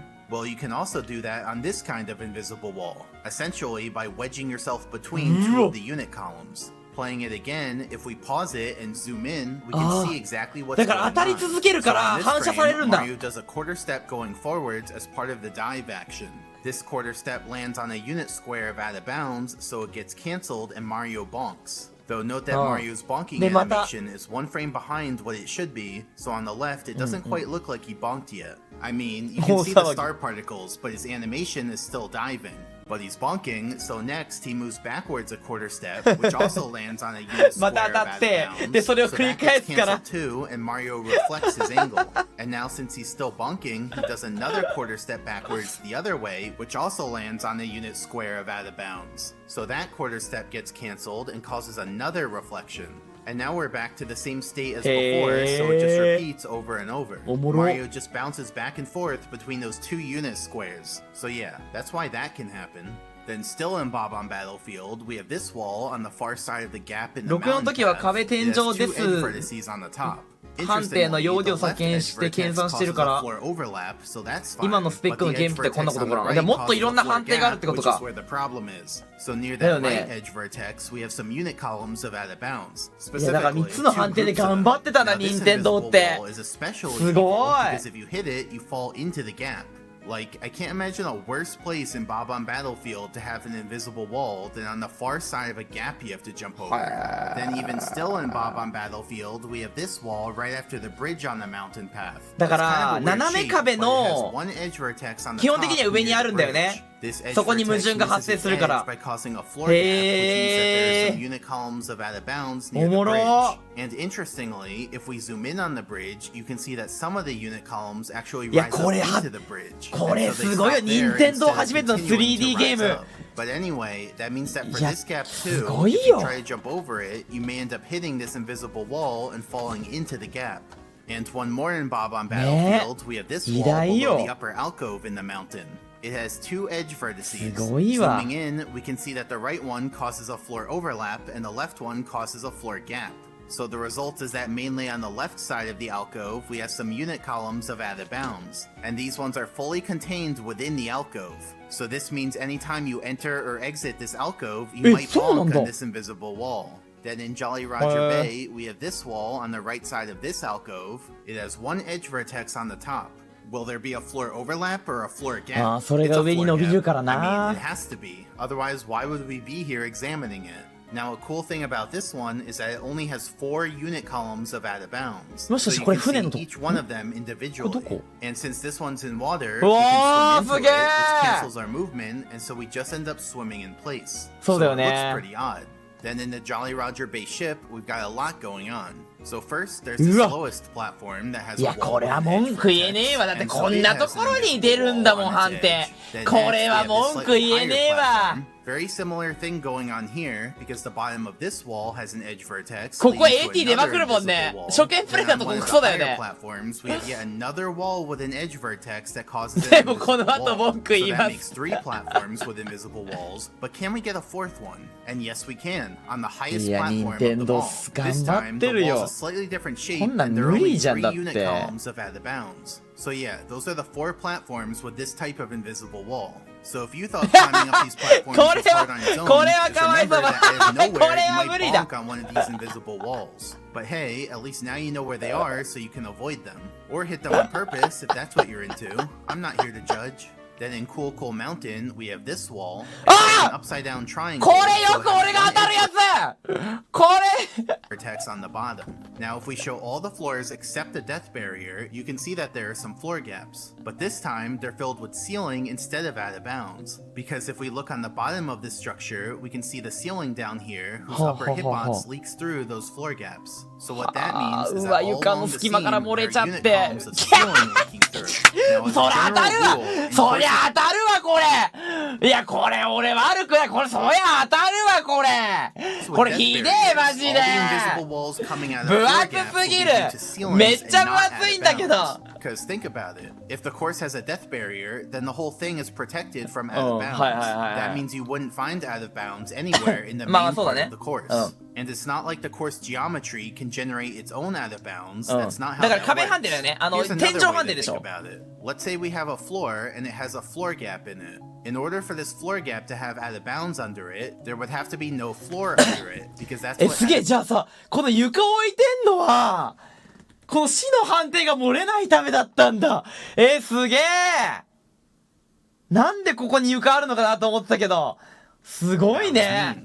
But even if the main part of the course doesn't have any floors under it, the death barrier is still guaranteed to be a floor under it. So it's just not possible to have out of bounds come out of the floor gap. Instead, the only way for there to be an invisible wall coming out of the floor gap would be if there's a ceiling hitbox leaking through it. Because courses can generate their own ceiling hitboxes. これは防げないもんね。漏れちゃうとね。いやー、これは厳しいわ。Case 1, これプログラマー大変やな。 In this case, your quarter step gets cancelled and you bonk, assuming you're moving fast enough. Then こういうのって case 2, さ、 you move into the ceiling column GUI で while 作れん moving の？ upwards. それともカタ Then カ your タ quarter step gets canceled プログラム and the ceiling cuts short your upward 視覚的に作れんの？ trajectory, meaning you'll now start falling down.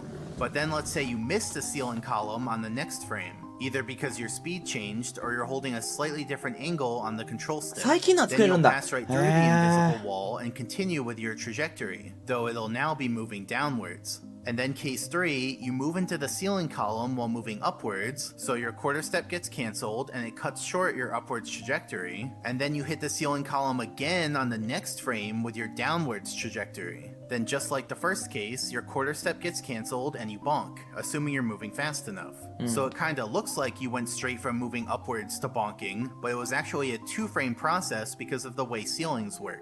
So yeah, those are the 3 main interactions that can happen when you jump into a seam of ceiling hitbox. So going back to the game, let me show you what these interactions look like. So first I hit the ceiling while moving downwards, which causes me to bonk. Next I hit it while moving upwards and then miss it afterwards, so it cuts short my triple jump. And then I hit it 2 frames in a row, so it looks like I go straight from moving upwards to bonking, but it actually took 2 frames. And like I mentioned earlier, an easy way to confirm that this invisible wall is a ceiling is to just walk into it and then try jumping. You can see that my jumps don't go はいはい。 anywhere, 天井判 meaning 定 it's だ a から ceiling. ジャン On the プが other できない。 hand, if we push against an invisible wall that's out of bounds and then try これは jumping, 死の判 the 定 jumps だから actually go up. ジャンプ And で next きる in Cool Cool Mountain, we hit this wall. It's a pretty interesting shape because there's like a little overhang structure on the right, and here are the relevant edge vertices. So the first one misses by causing a floor gap, then a floor overlap. Now let's zoom out and hide some of the lower floors to make this next part easier to see. So then we have a floor overlap, and the last one is a floor gap. And based on our earlier discussion, you should already know that these ones are going to be ceiling leaking through and not out of bounds, since Cool Cool Mountain has a death barrier. Now you can see that there are 2 sections of invisible wall. The section on the left is due to this おい、こ ceiling こ on も the ある underside ねあるよね、ここも of the wood, and the section on the right is due to Hold this on. ceiling on the underside of the overhang. So Yeah, these so invisible ataru walls bon, could get in your kore. way if you're doing movement near the red coin star. And remember, the bridge flap invisible wall is around here too. So surely there wouldn't be a third one around here, right? Well, also in Cool Cool Mountain, there's this wall, right next door to the previous one we looked at. Now this wall is actually made up of 2 floors, 2 ceilings, and 2 walls. And it's the big wall on the left that's the issue. It's another triangle, so it has 1 edge vertex on the bottom. This edge vertex misses the edge by causing a floor gap, resulting in 2 sections of invisible wall. これひで The えわ section マ on ジ the で right is due to this ceiling triangle that we've been looking at the whole time, and the section on the left is due to this ceiling down here, you know, the top of the little cave. And so basically, if you're messing around near the blue coins, you might just bump into this invisible wall. Now this invisible wall is interesting because it's actually used in the task for collecting 100 coins while doing the big penguin race, which was tasked by Crackhex. See, she uses the invisible wall to backwards long jump in order to get lots of speed. That makes for a quick trip back up the mountain to enter the cabin for the penguin race. Now I've talked about backwards long jumping a couple times, but I haven't really explained it, so let me do that now. 確かに So Mario なんで has a move BLG できるの called か the って long 話だよ jump ね that you can do by pressing Z and then A while you're moving. Now the cool thing about a long jump is that when you start it, it multiplies your speed by 1.5. Let me show this on the graph. If we start with 1 speed and then continuously long jump, our speed increases by more and more each time, because each time it multiplies by 1.5, or in other words, gets 50% bigger. Now the programmers didn't want you to be able to get infinite speed this way, so they capped it at a maximum of はいはいはい。まあ 48最大 speed. 上限があるっ So て a こと long ね。 jump will never go above 48 speed. はいはい But the programmers made a little oversight because they forgot about the negative numbers. So let's say we そ start っ with か negative 1 speed. マイナスには設定してねえんだ速度の上限 Now if we start continuously long jumping, our speed Oh, will decrease boy. by more and more, since multiplying by 1.5 just makes these negative numbers more negative.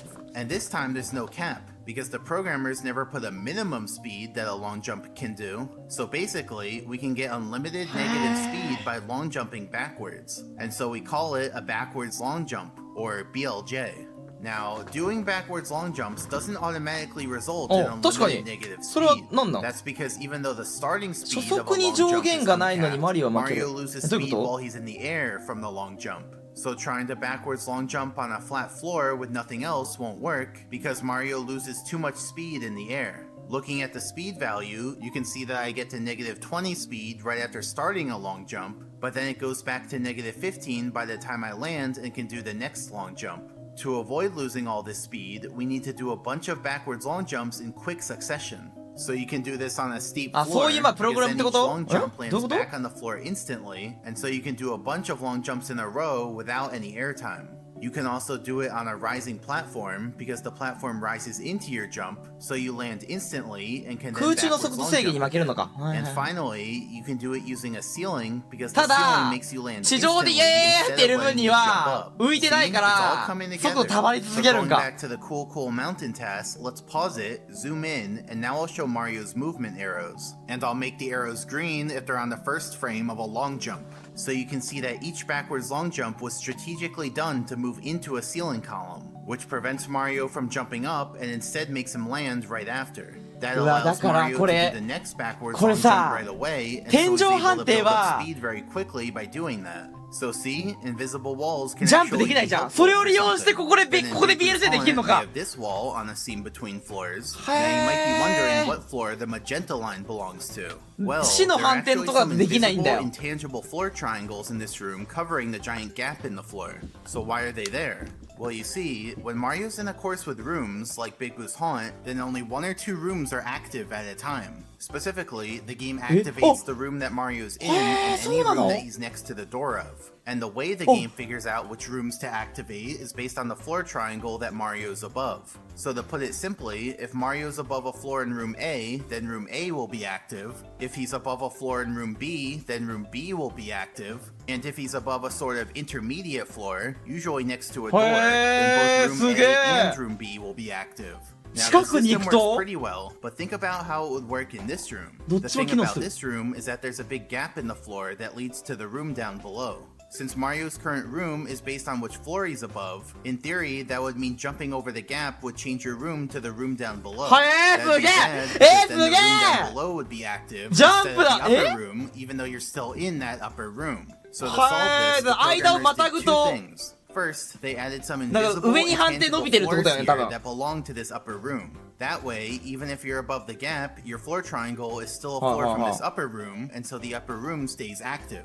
And second, a bit lower down, they added a second layer of invisible intangible floors. These floors are intermediate floors, meaning they activate both the upper room and lower room. So when Mario falls into the gap, first the upper room is active, then both the upper room and lower room are active, and then only the lower room is active. So yeah, that's why these floors are here. And now let's resume the visual, which reveals that there are floor gaps. But this time, it's not ceiling or out of bounds that's below the floor gaps. Remember earlier, I said there were 3 cases for floor gaps. So far, we've only seen case 2, which is out of bounds, and case 3, which is a ceiling. But now, it's our first time seeing case 1, where there's a floor gap with a floor under it. So it's not actually an invisible wall, though it does stem from the same cause. So in our demonstration, that means each of these floor gaps has a floor under it, so I'll put blue points to represent that. And remember, these are floor gaps in the upper intangible floor. So when Mario goes above these floor gaps, his new floor is the lower intangible floor.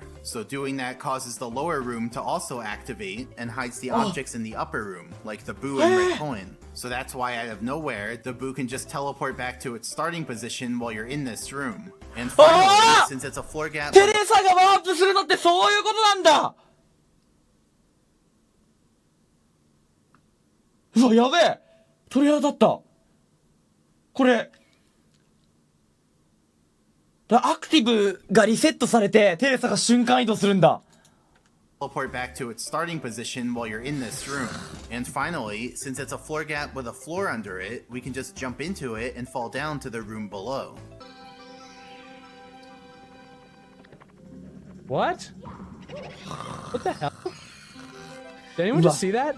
Then in Hazy Maze Cave, we have this mesh ceiling that you're supposed to swing across. If you're not familiar with it, there's this path on the right that's just a dead end. There's this path in the middle that leads to an item block with a 1-up in it. And there's this path on the left that leads to the star. Now this one isn't actually an invisible wall, and it's not even a floor gap, it's a ceiling gap. Because remember, all the properties about floor detection also apply to ceilings, so they can have edge vertices that cause gaps too. And the reason these ceiling gaps matter is because if you're swinging across the mesh and move into a ceiling gap, then you fall off the mesh. So anyway, on this mesh structure, we have these 4 edge vertices that lie on this edge, we have this edge vertex that lies on this edge, and we have this edge vertex that lies on this edge. So first let's look at the seam on the dead end path. Its edge vertex causes a ceiling overlap, which means that there's no problem here. So there's no risk of falling off if you explore the dead end. Then next, let's look at the seam at the start of the 1-up path. This one has 2 edge vertices, the right one causes a ceiling overlap, and the left one also causes a ceiling overlap. So this seam is also fine. Now let's look at the seam near the end of the 1-up path. だから手 Its 離 edge す vertex misses by causing a ceiling gap, のがこれってことだよね。 meaning that there are ceiling gaps all along this seam. And I'm making them orange because we need a new color for ceiling gaps, and I'm kind of running out of colors here. Then next, let's look at the seam at the start of the star path. Just 1 edge vertex, which misses by causing a ceiling gap. So on this seam too, there are ceiling gaps that could make you fall off. Not very good, since this is the path to the star. Like the one path you have to take. And finally, let's look at the seam near the end of the star path. Just 1 edge vertex again, and this one also causes a ceiling gap, which is extra not good because that means the path to the star has 2 seams of ceiling gaps, which like I said can make you fall off out of nowhere. So in total, the mesh has 3 seams of ceiling gaps, 1 on the path to the 1-up and 2 on the path to the star. You know, this whole thing kind of feels like one of those carnival games that's secretly rigged against you. Like, they let you practice your swinging skills on the dead end to let you get the hang of it and build up your confidence. Because there's no risk of falling off there, that one's perfectly safe. So then you try testing your skill on the 1-up path. There are no ceiling gaps near the beginning of it because they want to make you think you have a chance. But then right at the end is the trap to make you fall off. Here I hit a ceiling gap and fall down, but luckily I still land on the platform. And finally, if you want to go for the big prize, the star, well now it's double rigged against you. These first ceiling gaps are less dense on the right side, so that's the safer side to go on. And the second group of ceiling gaps is less dense on the left side, so that's what I recommend there. Though here, I still end up hitting it and falling down, which could easily lead to your death if you're not expecting it. And also, because these are ceiling gaps, that means it's possible to just jump right up into the gap, because the ceiling doesn't block you there. Here's what jumping into the gap looks like in the game. And just for good measure, I bonk in there to show that I'm surrounded by ceiling hitbox. And then leave the lava lamp, we have this arched platform. Its shape is like a breeding ground for edge vertices. Look at it, we have 7 of them. So let's see, we have a floor overlap, floor overlap, floor overlap, floor overlap, floor gap, floor gap, floor gap. So mainly on the right side, we have a bunch of unit columns of out of bounds that leak out. But we can't forget about the other side of the structure, because on this side, we have something very similar going on. 7 edge vertices. Looking at these ones, we have a floor overlap, floor overlap, floor overlap, floor overlap, floor gap, floor gap, floor gap. So it's actually the same pattern on this side that it was on the other side. But yeah, be careful if you're on this structure. And when Mario does a lava boost, he's able to reflect off of out of bounds, which means we can wedge Mario between unit columns to make him reflect every frame, just like earlier with the Bonking. Then in the volcano and lava land, we have these flare triangles near the lava fall, which have an edge vertex between them. So this is a rare case when it involves a seam between floors without there being a wall on the seam. But we can analyze it just the same and see that the edge vertex causes a floor gap. So there's not even a wall over the floor gap this time, there's just nothing there. And that's why we get unit columns of out of bounds, which extend all the way up to near this upper path. So if you try to take a shortcut by jumping over the gap, you could just end up bonking on this invisible wall and falling down. And the cool thing about this one is that it's actually used in the A button challenge, you know, where your goal is to not press A. See, bouncing off the invisible wall helps you redirect your momentum when you're doing lava boosts up the lava fall, which lets you get all the way over to the star platform without having to press A at all. Then in Dire Docks, we have this wall near the 5 yellow coins. Based on the edges, it 俺ここ避けてんのよ。こっちから行くようにしてて。うわ。doesn't look like there should be any edge vertices here. It just looks like 2 edges that should laterally align. But what you don't see is that the floor on the bottom is bigger than you think and extends behind the wall. So really, the bottom edge looks like this, which means we have 2 edge vertices on the top. Now this one's weird because the edges are not at a weird angle, they're cardinally aligned, which means that it was completely doable to put these edge vertices exactly on the edge. but for whatever reason, they miss. And so we end up with a 2-unit thick continuous seam of invisible wall, which makes this こ one れ当た pretty るわ egregious. いやこれ If you cross 2 over ユ this ニッ seam, トあるじゃん you're これ very 当 likely た to る hit わ this これ invisible wall, compared to the other ones we've seen whose units are more scattered. So you might bonk on it, you might try to jump up from the water onto the ledge and い only やそう manage 俺これ the 右 ledge から行ってんだよこ grab, れ and you might try to run off this コイン ledge の方 and に直接 end 行 up かず ledge に grabbing instead. Because walking into an invisible wall slows down your speed, and walking near a ledge with too little speed makes you drop down into a ledge grab instead of just walking off the edge. Then in Snowman's Land, we have this wall. The top of the wall is subdivided into 2 different edges, so we have an edge vertex between them. And that edge vertex causes an invisible wall. CCF のあれ And 見 you てて can ほ see しいな that some of these unit columns only rise upwards until they meet the icy bridge. But anyway, I guess this まあこ invisible こは wall could 関 actually 係ない help you if 特 you were about to ある程度は accidentally ね jump off, because then it could bonk you back on. Then another in Snowman's Land, we have this wall near the igloo. Though ある two あ of る these ここ triangles are actually ceilings. So here are the edges, and here are the relevant edge vertices. Zooming in on them, we have a floor overlap on the left, and on the right, the vertices miss in a way that causes a floor gap. But just a little one with exactly 2 columns of out of bounds. And you can see that these columns only rise upwards until they meet the icy bridge. So it seems unlikely that anyone's ever hit these ones before, since there's just 2 of があるまで them, あれ and か they're in such a weird spot next to this green wall. Also in Snowman's Land, we have these floor triangles on the snowman's head. Once again, this is a seam between floors with no wall in it, and the floors have an edge vertex that causes a floor gap. ある But ね do these ここも floor gaps たま let に当た through る out わ of bounds or a ceiling? Well, why not both? See, farther down on the snowman, there's a ceiling that covers some of the floor gaps, but not all of them. So floor gaps to the northwest let out of bounds leak through, and floor gaps to the southeast let ceiling leak through. So it's like a hybrid invisible wall, half out of bounds, half ceiling, but 100% trouble, because one bonk on this could send you falling all the way down the snowman, and I mean all the way down.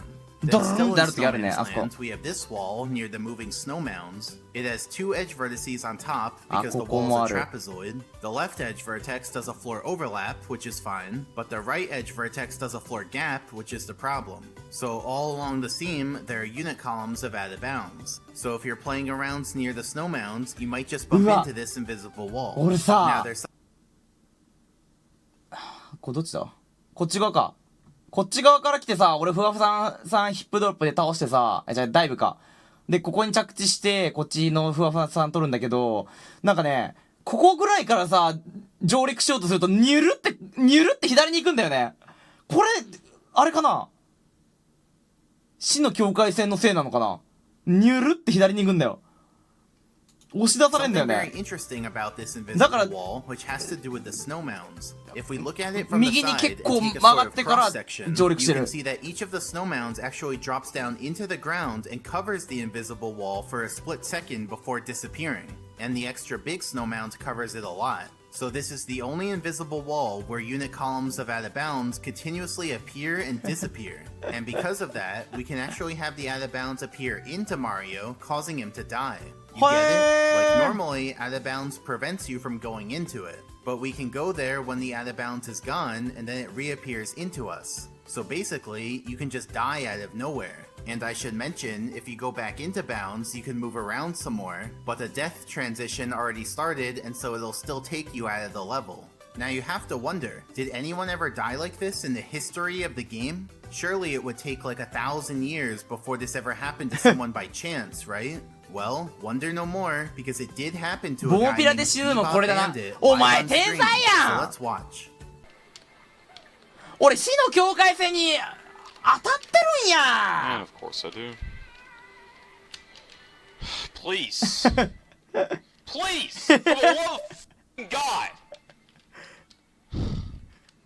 What the hell? Are you f***ing kidding me? ひでえ What the...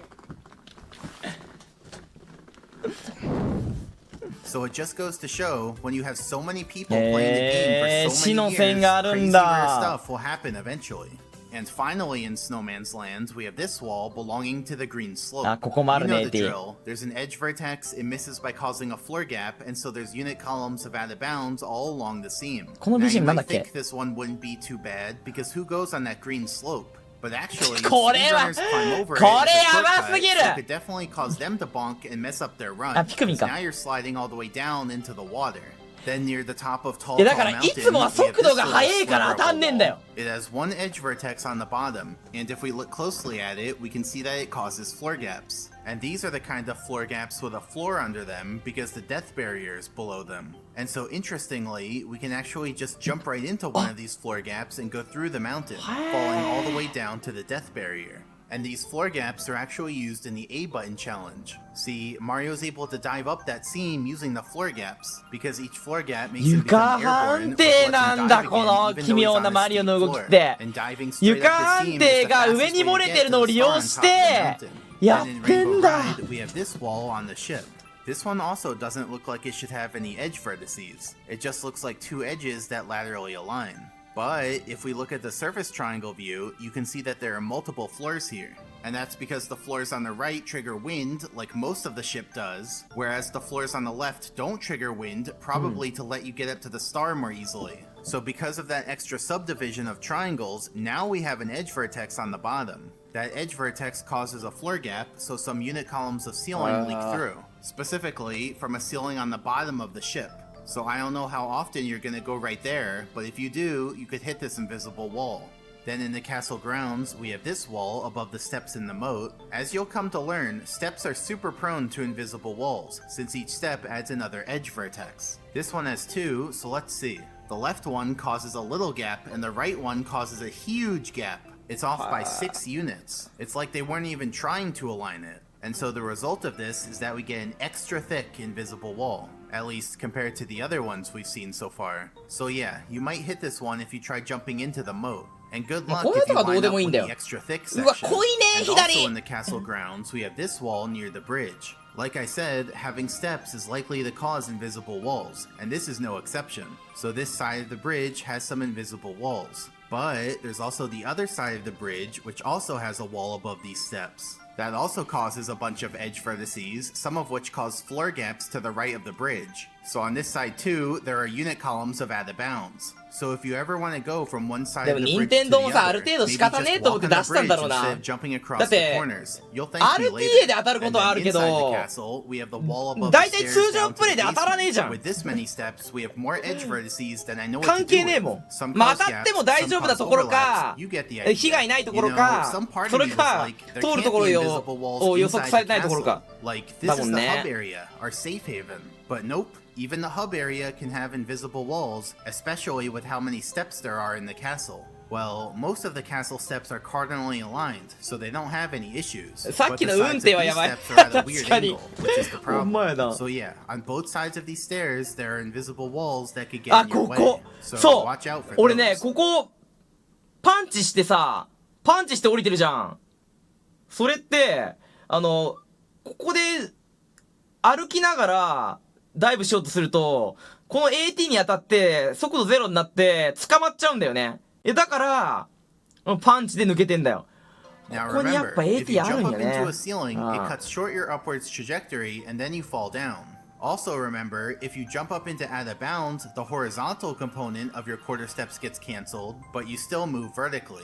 Interestingly, the programmers made an oversight because they never considered what should happen if these two cases occurred together. And so, if you jump up into out of bounds with a ceiling above you, the out of bounds cancels the horizontal component of your movement and you still move vertically, completely ignoring the ceiling. In other words, the ceiling has no effect. You can just go straight up into the ceiling hitbox. Now this invisible wall is made of out of bounds and it extends up into the ceiling. So here, if we jump up into the invisible wall, it lets us pass straight through the ceiling, putting us next to the upstairs key door. This trick was actually used in the 120 star task, since it's the fastest way to go from the courtyard to upstairs. And the last example, in the Snowman's Land room, we have yet another staircase whose sides are at an angle.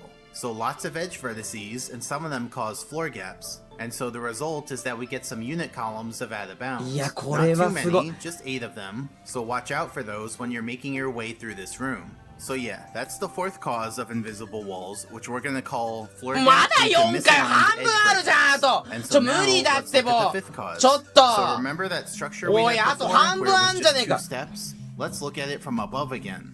Remember, もう when 分 this かったから structure よくない rotated, もう the 分か two ったでし floor ょ edges making up the seam stayed perfectly flush with も no う全部 gaps 分かったんだ between け them. ど But now focus おい your 半 attention 分いっ on て this ねっ vertex て on the やば upper いってこの step. 動 If 画 we move this vertex to a slightly different spot, then the two floor edges aren't flush anymore. There's a gap between them. And if we do our little process, we can see that there are now floor gaps which could cause invisible walls. And geometry like this happens in the game. There are vertices that are meant to be aligned, but for whatever reason, they're a bit off. You know how the previous cause of invisible walls stemmed from a misaligned edge vertex? That one was at least understandable because the edge vertex had to have integer coordinates so it couldn't be placed exactly on the edge. But in this new case, there's really no excuse. The programmers literally just didn't line up two floor vertices that could have easily been lined up, causing there to be floor gaps. So let's look at some examples. In Cool Mountain, we have this wall near the ここ抜けるもん。 beginning. Here are the floor edges, and we're going to focus on this vertex. So let's go to a top-down view, show the floors, and now zoom in. The vertex I highlighted should have been lined up with this other vertex, but instead of exactly coinciding, we have two vertices that are 1 unit apart, and all because the programmers didn't line them up right. So because of that, we have some gaps along the seam. And it's not a ceiling or out of bounds that's below these floor gaps, but another floor, specifically the death barrier. So the result of this is that we're able to jump into these floor gaps, assuming we do it at the corner where the wall is too small to push us away. And by going through this gap, we don't necessarily die, we can actually land all the way down here. That's why this technique is used in the 120 star tasks, because it's the fastest way to get to the wall kicks will work star. Then in Shifting Sandland, we have these two floors in the quicksand, which presumably share a vertex over here. But if we zoom in, we can see that their vertices are actually 5 units apart. That means all along the seam between those two triangles, there are unit columns of out of bounds. Not very good, because if you're riding the shell over いや、当たるよ that ね、 seam, これ then 通 there's 常 a プレイして chance たら your これ。 shell might break out of nowhere and you'll die. ひでえ、マジで。Invisiwald? And it could also mess up your これは flying, かわ because い if そ you うだ fly わ。 into out of bounds, your angle gets redirected downwards. So you might be flying along and suddenly you're redirected downwards into the quicksand.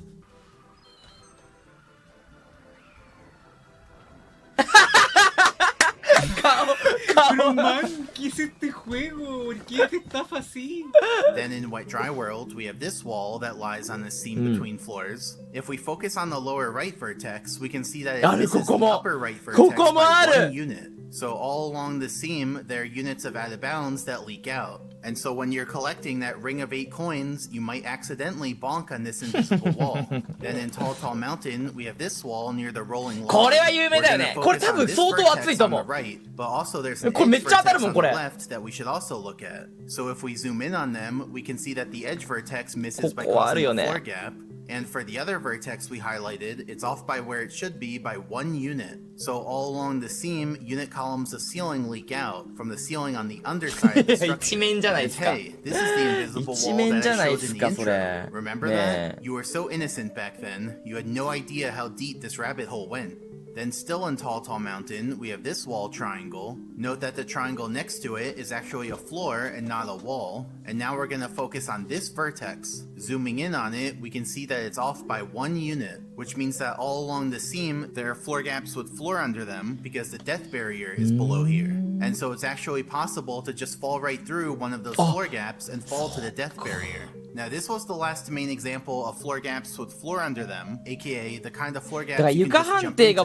But there are a few other examples that aren't as interesting because you can't jump all the way into them. But they're still worth mentioning, so let's briefly go through them.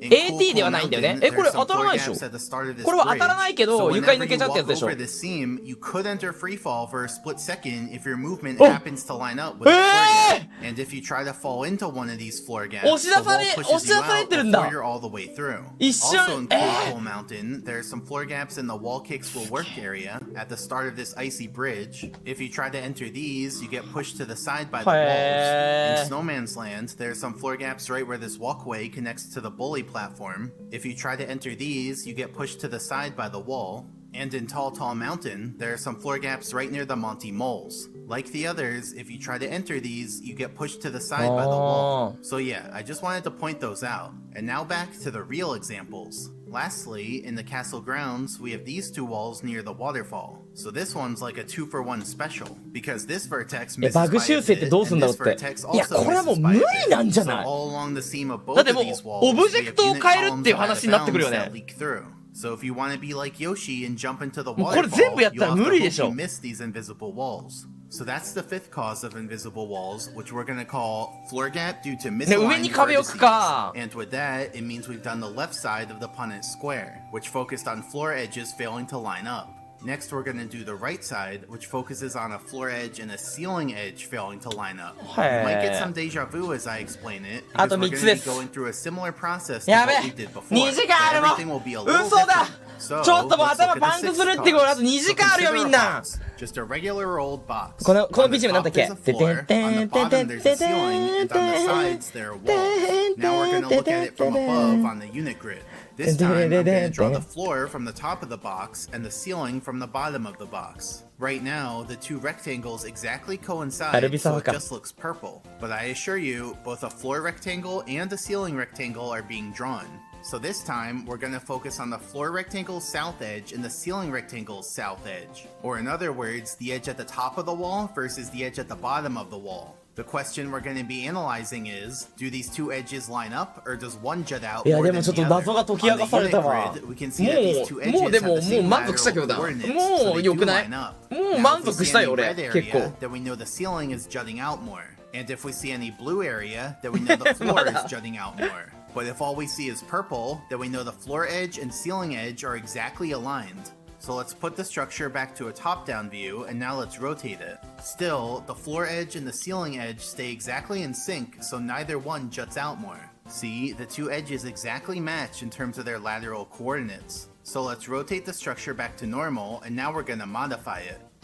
Now it's 2 steps going to the right. And you can see this change reflected on the unit grid, because now the floor is subdivided into 2 rectangles, while the ceiling is still just 1 rectangle. And if you notice, the floor now has 2 edge vertices, because these vertices are meant to lie exactly on the ceiling edges below. Now, since the whole structure is cardinally aligned, it's easy for the edge vertices to lie exactly on their edges, and so no ceiling leaks through. On the 3D structure on the left, that means that this vertex exactly lines up with this edge. So let's clear all of that, put the structure back to a top-down view, and now let's rotate it again. You can see that now we run into the same issue from earlier because we have edge vertices at weird angles. For example, let's stop it here. At this angle, it's impossible for the edge vertex to lie in its edge. Because the edge vertex has to be at integer coordinates, but the edge doesn't go through any integer coordinates. And so the edge vertex just has to pick integer coordinates that are close to the edge. In this case, the result is that the ceiling edge juts out a bit from the floor edge, because we can see some red area. Now, if the edge vertex were here instead, then the floor would be jutting out because we can see some blue area. That would be fine, since it means the floor covers the entire ceiling and some extra. In fact, that's what's happening on the other side of the structure. But since the edge vertex is here, now we have an issue, because the ceiling juts out, which lets some ceiling leak through. To see this, we can do our little process. So first, we'll mark each integer point as either floor or ceiling. If it's both floor and ceiling, then I'm coloring it purple. Then add the arrows, and then fill in the unit squares. And so we can see that some of the unit squares are ceiling with no floor to cover them.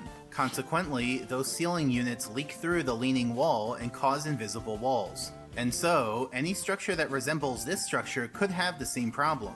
The floor could have the edge vertex, the ceiling could have the edge vertex, they could both have edge vertices. In fact, the structure could even look like this, or like this, or like this. Basically, it'll be a structure where on top there's a floor, on the bottom there's a ceiling, and on the side there are walls. Then you need the floor edges at the top of the wall and the ceiling edges at the bottom of the wall to be subdivided differently. That causes there to be edge vertices, which are intended to line up with an edge. But if the structure is at a weird angle, then the edge vertex might be misaligned from its edge, allowing some ceiling to leak through.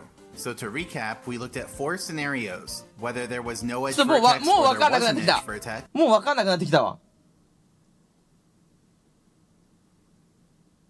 でも大体一緒でしょでも。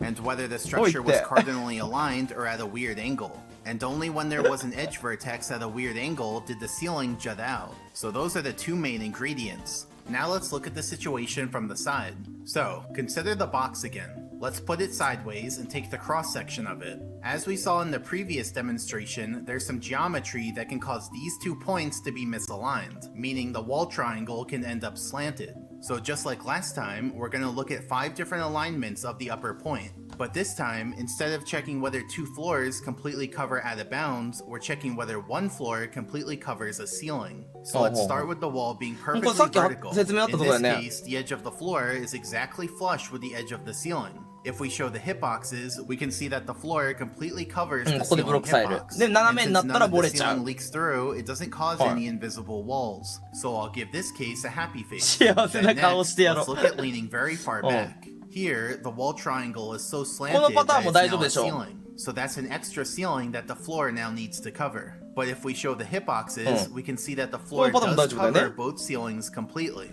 So this case gets a happy face. Then next, let's look at leaning a little back. Here, the wall triangle is still a wall, just a slightly leaning wall. If we show the hitboxes again, we can see that the floor still covers the whole ceiling, this time with a little bit of floor to spare. So this case gets a happy face. Then next, let's skip ahead and look at leaning very far forward. Here, the wall triangle is so slanted the other way that it's now a floor.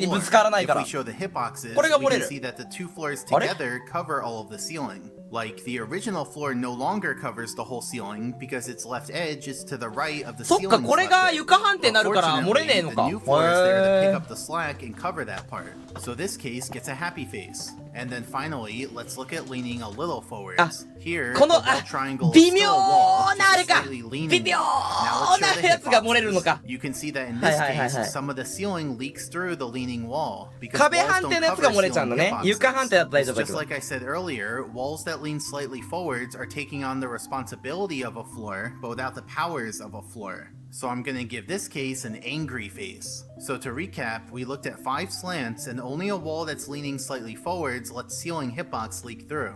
And if we move the upper vertex around continuously, you can see that it's only a very narrow range that lets the ceiling leak through. Specifically, the wall triangle has to be leaning forward so that the ceiling juts out more than the floor, but the wall can't be leaning too far forwards or else it acts as a floor that covers that distance. And finally, let's look at the side view and the top-down view at the same time. When the wall leans very far back, the fill is just a uniform shade of purple, so no ceiling leaks. When the wall leans a little back, we see some blue, meaning the floor juts out more than the ceiling. But that doesn't cause any trouble. When the wall's perfectly vertical, it's also a uniform shade of purple, which is fine. When the wall leans a little forwards, now we see some red, meaning the ceiling juts out more than the floor, so some ceiling might be leaking through the leaning wall. And when the wall leans very far forwards, then the wall becomes a floor that covers the ceiling hitbox. So it's once again a uniform shade of purple, which is fine. And so, it's only the one case where ceiling leaks through.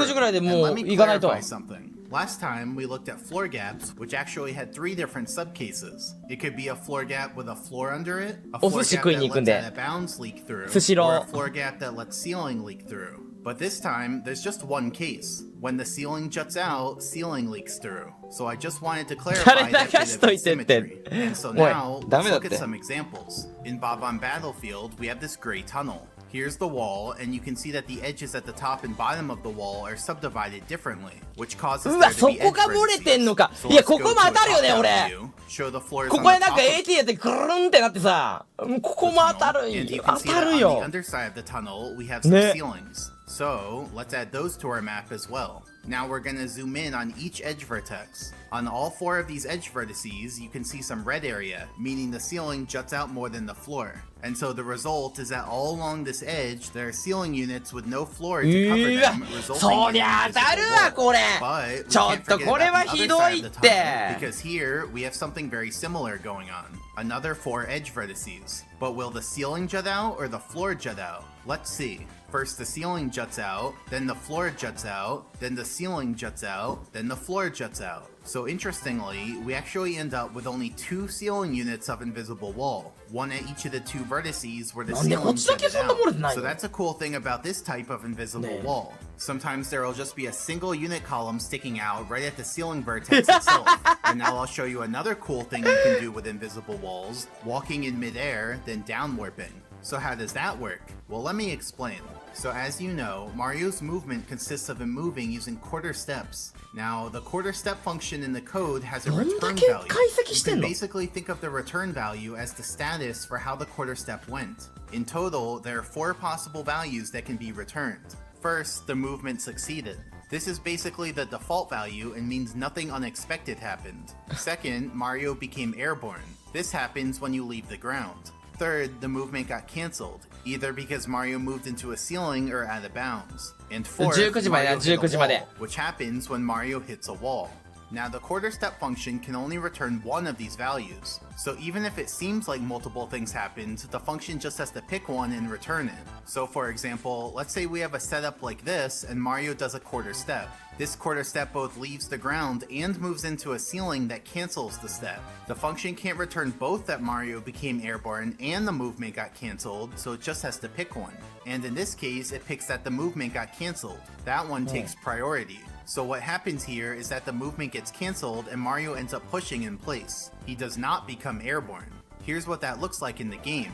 Mario's movement gets cancelled even though the quarter step goes off the edge. But now consider this. Let's say Mario's walking into a ceiling and then suddenly the floor moves out from under him. You'd think he would fall down, but that's not what happens. He's actually able to stay in the air walking into the ceiling. See, the normal way that the game realizes that Mario is airborne is by checking the return value of the quarter step function and seeing if it's the airborne option. But as we just established, if Mario walks into a ceiling and the air at the same time, then the quarter step function just returns that the movement got cancelled, not that Mario became airborne. So at no point does the game realize that Mario should become airborne, and instead he's just allowed to continue moving into the ceiling in midair.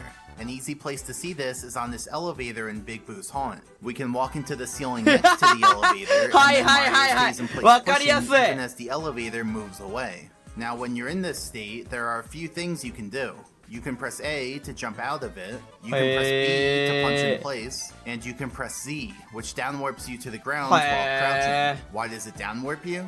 Well, when you press Z while you're moving, you go into the crouch sliding action. Now, an interesting thing about the sliding actions is that they tilt Mario based on the floors around him. See, even though Mario's on a flat floor, the sliding action causes him to tilt based on that hill next to him. Here's the function in the code responsible for setting that tilt. But you can see that the first thing this function does is set Mario's height to be at the height of the floor below him. So that means every time you slide and get your tilt set, you're also being snapped to the floor below you. More specifically, this floor snap happens on every frame except if your last quarter step became airborne. You know, because they didn't want you to get a big downwarp when you slide off the edge. So let's say you're in midair and you're walking into a ceiling. Then you press Z to crouch slide into the ceiling. The first quarter step of the crouch slide enters the ceiling hitbox and gets cancelled. So the return value of that quarter step is that it got cancelled, not that it became airborne. And like I said, any sliding movement that doesn't become airborne aligns Mario with the ground, and so he gets a big downwarp to the floor below him. So that's how the downwarp works in Big Boo's haunt. So this mostly explains how I downwarped earlier. I walked into a ceiling in midair and then pressed Z. But how did I initiate walking in midair without standing on a platform that moves out from under me? Well, it has to do with the turning around action. See, when Mario starts turning around, he goes into the turning around action. Then a bit later, it transitions into the walking action. You know, because he finished turning around. Here's the code for the turning around action, and here's the relevant logic. So if Mario's done turning around, specifically if the turning around animation is completed, then Mario goes into the walking action. Now a bit earlier, we have some other important code. This one says, if the quarter steps result in becoming airborne, then Mario goes into the free fall action. So you can see the issue. Let's say on the same frame, Mario both leaves the ground and finishes turning around. Then first his action gets set to free fall, and then second his action gets set to walking. So that first action change gets overridden by the second action change. And so even though Mario left the ground, he still ends up in the walking action. Now this exploit by itself just results in one frame of walking in the air before transitioning to free fall on the next frame. But let's say we use that one frame of walking in the air to walk into out of bounds. Now Mario stays walking in midair and can downwarp by pressing Z. We can also use that one frame of walking in the air to walk into a ceiling, which also lets us downward. Now, since invisible walls are made of out of bounds and ceilings, we can also do the trick on them by walking in midair and then pressing Z to downward. So let me summarize everything. I did a じゃあ turnaround AT あるとこだったら and ど then こでも walked できるん off だ。 the edge on the same frame that the turnaround ended. That first set my action to free fall, but then overrode it with the walking action. So I was in midair, but still in the そういうことだよ walking ね。 action. Then I walked into the invisible wall, so the quarter step return value was that the quarter step got cancelled, not that I left the ground. Because of that, the game didn't know that I should have become airborne, and so it just let me walk in midair. And finally, I pressed Z to downward because the crouch sliding action aligns Mario with his floor if it doesn't become airborne. And here, it didn't become airborne, it got cancelled because I crouch slid into the invisible wall. So a lot going on there, but that's how you can downwarp on basically any invisible wall. Then still in Bob-omb Battlefield, we have this wall on the mountain. This is the wall with the lower alcove. Now, there's one triangle on the wall that's actually classified as a ceiling. So, let's mark that ceiling's edges as well. So that gives us 4 edge vertices. And as you can see, all 4 of them have the ここでも ceiling できるっ jut てこ out と？ more than the floor. So that means both on the ceiling of the alcove and along that little extra ceiling, we have ceiling columns leaking through. Luckily, none of them block the entrance of the alcove itself. But if you're on top of the mountain, you could hit this invisible wall if you try to cross above this edge. Then right above that いや previous こ wall, り we ゃ have 当た this るわ wall そ on り the ゃこんなにあ mountain. っ This is た the ら wall with the upper ATRT 中 alcove, に which if you な。 remember, already had an invisible wall in it. But anyway, we have 4 edge vertices on the ceiling of the alcove. これ多分 So 右 let's にあるん see. じゃない？ Floor こっ juts ち側 out, にあるんじゃない floor かな。 juts out, ceiling juts out, ceiling juts out. So こっ basically, ち just 側 on the だと right 当た side る of か the ら。 alcove ceiling, ほ we ら have some ceiling columns すごくね？ leaking through. So you could hit these if you try to だから travel 左避け above てん the だよ俺。 alcove. Now, speedrunners actually come や out of ば。 that upper alcove 俺 and こっち側に反転してんのいつも。こっちだと当たるから。 side flip up to King Bob-omb, そう。 potentially え？ going right through the あ、まあ invisible 突き抜けてる場合だよ wall. ね。 So if you ever try that side これ flip and 多 you 分 only manage 捕ま to ると思 ledge う。 grab, ほら。 you probably got blocked by that invisible wall. Then そう in そうそう Jolly そうそ Roger う。 Bay, we have this wall on the sunken ship. The wall is a diamond shape, so it has 2 edge vertices, one at the top corner and one at the bottom corner. You can see that both edge vertices let the ceiling jut out, and it juts out by a lot. So once again, we have a really thick invisible wall. Now this is our first invisible wall that stems from surface triangles on an なんか無意 object, 識に避け because てる the な俺 sunken AT。 ship is an object 無 and 意 not 識では just ないんだけ static ど。 geometry. まああ And る the thing なーってと about ころは避けてる。 objects is that they're only tangible もうその when 通りだね Mario's でも。 within a certain radius around them. For example, if you're standing on an object and you jump up too high, you may notice your shadow change positions. That's because when you jump up too high, you move out of the object's tangibility radius, and so the object stops being tangible. In other words, the object stops loading its surface triangles, and so your shadow drops from on top of the object to just on top of the ground. So let's go back to the sunken ship. The invisible walls here stem from the ship's ceiling triangles. これ In 分 other 厚 words, い these ね invisible walls only exist when the ship's surface triangles are loaded, and that only happens when Mario is within this radius around the ship. So if Mario's outside of that radius, the ship won't have any surface triangles, and so effectively, there are no invisible walls outside of the radius. And so going forward, all invisible walls stemming from object triangles will have their height capped at the object's tangibility radius. So here, you can see that if we swim above the invisible wall, nothing happens, since the ship is intangible when we're this far away from it. But if we swim a little lower down into the invisible wall, then the ceiling triangles are loaded and affect Mario, causing him to downwarp. Because remember, when you're in water, ceiling hitboxes downwarp you to the bottom of their hitbox.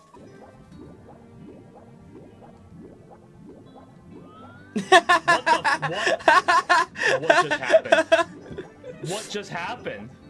Then in Cool Cool Mountain, we have this wall on the side of this snowy bridge. It's just a triangle, so it has one edge vertex on the bottom. If we zoom in, you can see that the ceiling juts out, meaning we have ceiling columns all along this edge. And I really like the way this one looks. It's very aesthetically pleasing. But anyway, if you're sliding down this path, be wary of jumping off to the right side here. Then still in Cool Cool Mountain, we have this wall near the wall kicks for work area. 出た One edge 出た出たこれ一番俺言ってほしかった And when we zoom in, これ見ようぜ the ceiling juts out.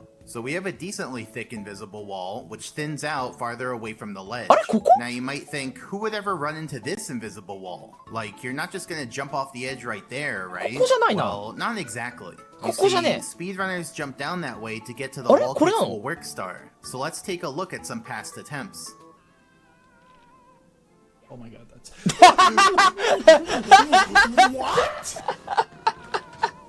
How am I standing here? Oh. Mario? Mario? What the? Oh my. Oh my.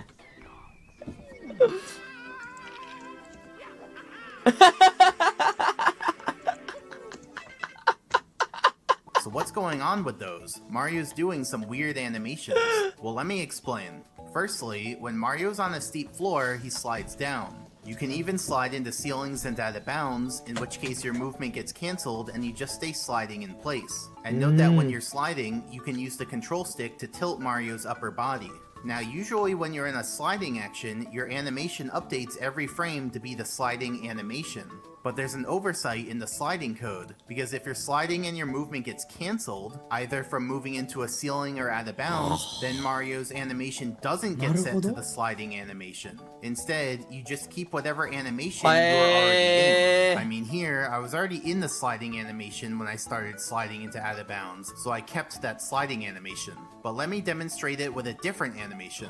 Here, I do the pushing animation and then start sliding into out of bounds. The sliding into out of bounds doesn't update Mario's animation, and so his animation stays as pushing, even though he's actually sliding. And when you're in this state, you can still use the control stick to tilt Mario's upper body. So going back to Cool Mountain, you can see that the invisible wall here is right next to a steep floor that makes you slide. So we can use the invisible wall to let us slide in place with various other animations. For example, here I slide in place in the backflipping animation. So it doesn't even look like Mario landed yet, even though he's actually on the ground sliding. Here I slide in the jumping animation, and remember, I can still tilt Mario's upper body, which looks pretty funny in this animation. It definitely wasn't intended to handle that. Here I slide in the walking animation. This one also looks pretty silly when you tilt him, especially because he's just running in place. Where are you trying to get to, Mario? You trying to go somewhere? Oh, almost got there. Come on, Mario, you can do it. Oh, almost there. Come on, a little more. Oh, there we go. Here I do a triple jump into it, so I slide in the triple jump animation. And here I slide in the sparkly triple jump animation, which results in Mario somersaulting for forever. あ、これでこれができるんだ。すげえ、これはダイブを繰り返してるだけなんだね。ダイブ復帰を。あれって。So will the floor jut out or the ceiling jut out? On this first vertex, actually neither one juts out. They're exactly aligned. So give it up for the programmers, guys. They made an edge vertex that exactly lies on its edge. No one thought it could be done, but here we are. Well, to be fair, this edge is at a 45-degree angle, so not exactly a weird angle. And then for the other edge vertex, the ceiling juts out. So actually, that results in just one ceiling column of invisible wall, right at the vertex itself. But then there's also the other side こ of the の音声 structure, は which is AI like バ a トルです。 mirror 本物 image は of the スシローで first ハンバー side. グ軍 So 艦 we 食べて have ます。 two ふざ edge けんな、お前。 vertices. One of 食 them べてね lines え up わ。 exactly, and the other one lets the ceiling jut out. So on this side too, we have another ceiling column all by itself. So I actually don't know if anyone's ever hit these ones before, given how little area they cover. Then in Lethal Lava Land, we have this wall at the start of the walkway. There's one edge vertex at the bottom. Now the edge vertex misses its edge, but it's interesting, because to the left, this causes a floor gap with out of bounds units, and to the right, this causes the ceiling to jut out with ceiling units. So it's once again a hybrid invisible wall, with some out of bounds and some ceiling. So be careful when you jump onto the start of this path, because you will get burned if you mess up. Then in Snowman's Land, we have this wall on the ledge with the tree. It has one edge vertex on the bottom. Now this one's also a hybrid in a sense, because on the left we have a floor gap with ceiling leaking through, and on the right we have the ceiling jutting out more than the floor does. So that means all along this edge there are ceiling columns leaking through. So if you're ever climbing up the Snowman and then you randomly have your height cut short or bonk while you're crossing this edge, now you know why. Then still in Snowman's Land, we have this section near the top of the Snowman. This one's a little weird because it doesn't involve a wall. Instead, to the left we have a ceiling, so let's mark the ceiling's edge, and to the right we have a floor, so let's mark the floor's edge. And so basically, the edge vertex is here because the floor vertex is meant to lie on the ceiling's edge. Now the edge vertex misses, which means that farther to the right we have the ceiling jutting out more than the 多分これここにあるんじゃないかな。なんかね、俺の感覚的にはここに AT があってドルルンってなるイメージで、なんかね、ここで floor. And so all along this edge, we have some invisible wall from the ceiling leaking through. This one could get in your way if you try cutting across the corner while climbing the snowman. But also, this invisible wall is next to a floor so steep that you can't stand on it or slide on it. You just fall off of it. So a cool thing you can do is wedge Mario between the floor and the invisible wall, and he just kind of gets stuck there in the falling animation. But it is possible to get out of it. 何やってんのそもそもこれなんだよ What is going on? What? I've never seen that. What? Then in Tall Tall Mountain, we have this wall near the rolling log. See, there's a reason I picked this place to use for the intro, and it's because there's so many invisible walls around here that I figured the most people would relate to bumping into one of them. Then we also have one on this wall, which includes that part on the left without a wall. We actually have two different edge vertices here, which both miss the edge. So that means to the left, we have some invisible wall from the ceiling jutting out. And then on the other side of the log, we also have something going on. Two edge vertices. The right edge vertex lets the floor jut out, which is okay, but the left edge vertex misses in a way that both makes a floor gap with ceiling units and also lets the ceiling jut out. So yet another hybrid case. So yeah, this area is even more hazardous than you would think. そう俺はこっちから飛んでるから大丈夫だけどこれひどいねここ普通にやってたらマジで当たる But we're not gonna get around to that one until a bit later, so stay tuned for that. Abandon the casino. What the fuck was that? I'm pretty sure that was an invisible wall.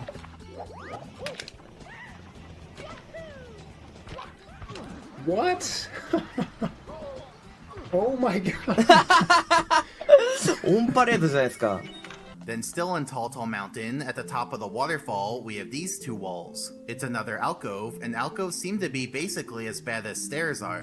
But anyway, we have two edge vertices, and they both let the ceiling jut out. So along both ceiling edges, we have some invisible wall. Though it's much more concentrated on the left side than it is on the right side. So basically, if you try to enter the alcove from above, you might get blocked by this invisible wall. Then in the Tall Tall Mountain slide, we have the first arch. Remember when I said the first arch was fine because it had a floor on top, unlike the second and third arches? Well, turns out it does have some invisible walls. We just weren't ready for them back then. But you can see that its shape creates a ton of edge vertices, so it's almost guaranteed that some of them will let ceiling leak out. And then there's also the other side of the arch. There's not actually a wall on this side, but I'm still drawing a theoretical wall just to help you see the shape of the arch. So on this side too, we have a bunch of edge vertices, some of which let ceiling leak through. And the invisible wall on this side is basically a mirror image of the invisible wall on the other side. So while you can go on top of the first arch, unlike the second and third arches, there are still some invisible walls to worry about.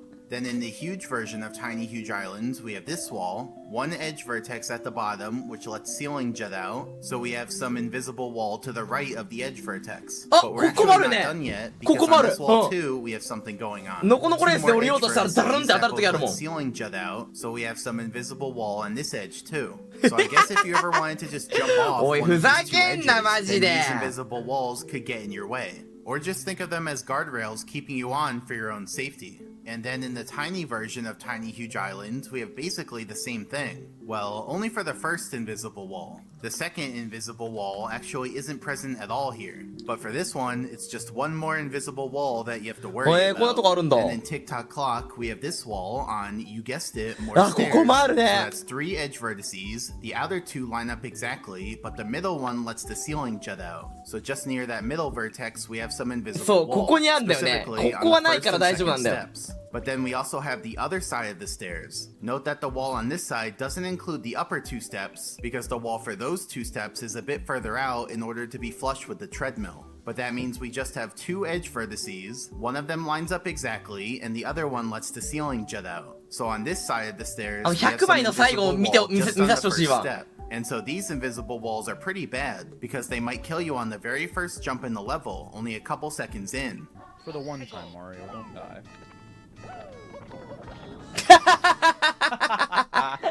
It's absolutely everywhere. Like, literally, go f yourself.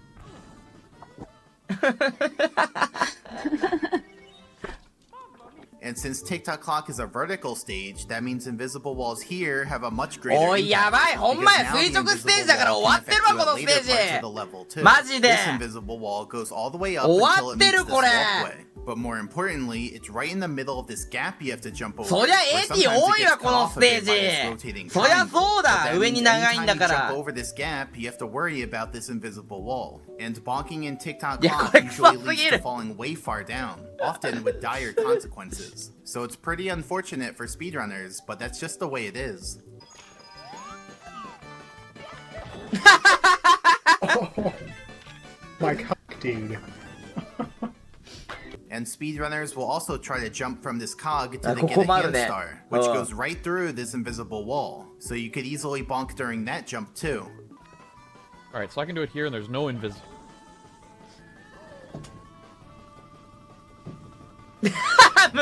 無反応やめて。 What? しかも結構当たるからね。結構な確率で。 I なんでこんなメラメラ燃えてんの？ I've never seen that invisible.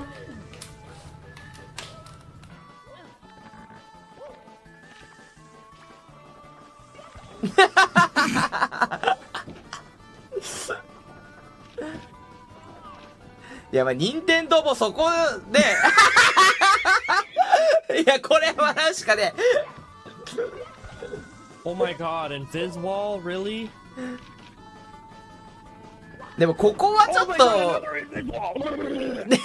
通常プレイでもねあるよねここはね Then in that same area, we have this wall on the treadmill. Because of the way the floor slopes down on both sides, we get two edge vertices. The left one has the floor jut out, and the right one has the ceiling jut out. So primarily on the right side, we get some invisible walls. But not above the last two stairs, because they connect to the treadmill and block the invisible wall from coming out. Now luckily, this invisible wall doesn't extend up too high since it's from an object, but it can still lead to your death if you hit it just right. Then still in Tock Clock, we have this wall on the pit in the pendulum area. Kind of a weird shape, but it has 3 edge vertices. So let's see. First the ceiling juts out, then they're exactly aligned, then the ceiling juts out. Consequently, we have ceiling columns all along the edge. Though you may notice that there's a single gap in the invisible wall, which is right at the vertex that was exactly aligned. But basically, that means that anytime you jump over to this area, you risk bonking and falling all the way down to your death. いやわなすぎるこ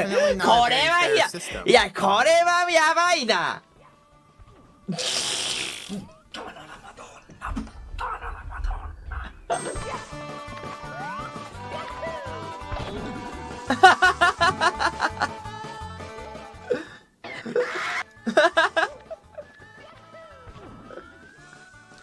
Why is that an invisible wall there? Hey, now you know why.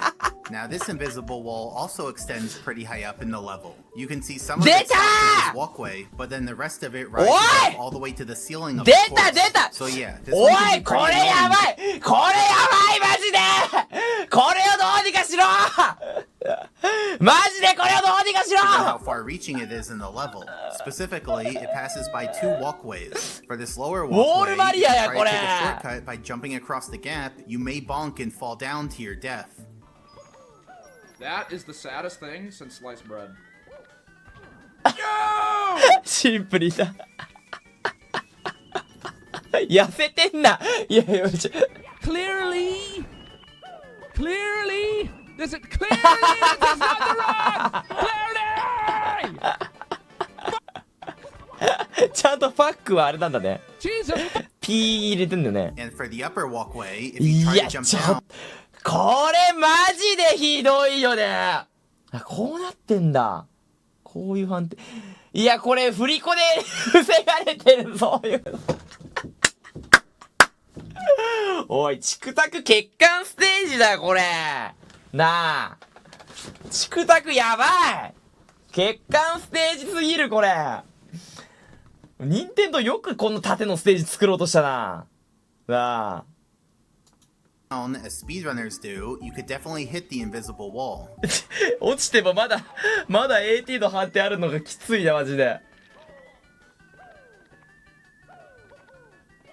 これは、いや、俺もなったことある、この2連コンボ。これ上に伸びてるからなのかよ。同じ AT に当たってんのか、これ。おい、マジかよ。Oula, je suis resté sur l'aiguille, histoire d'éviter les liens invisibles.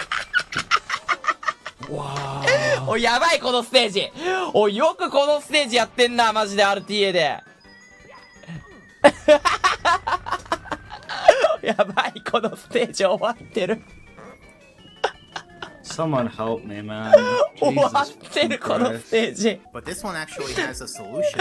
See, you can go いや、 forward そ on うだ top よ of the。clock そうだ hand けど because さ it。creates a いや、 little そう safe だけど、 haven わざわ above ざ it. 避け It's ない like といけない Moses んだっ parting the て。 Red Sea, but it's the clock hand parting the ね invisible え。これ wall. 振り子に Then 守られ even て still た in んだ、こ Tock れ。 Clock, we have these そう three いうこと treadmills. だ Now the treadmills themselves are cardinally aligned, so there's no issue with them. But focus your ちょっ attention と on もうや these ばい、もう時間やばいから。もういいや、もうチクタクのとこ見れたから、ちょっと満足や。みんな、URL 貼るから。みんなちょっと見て、じゃあ。お寿司食いに行ってくるわ。これな。ここな。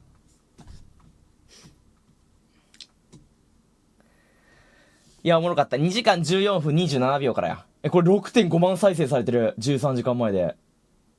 これ1分以内で見れる。おい、ふざけんなよ、お前なあ、おい、ふざけんな。身長が高いやつにしかわからない悩みあげる動画貼るな。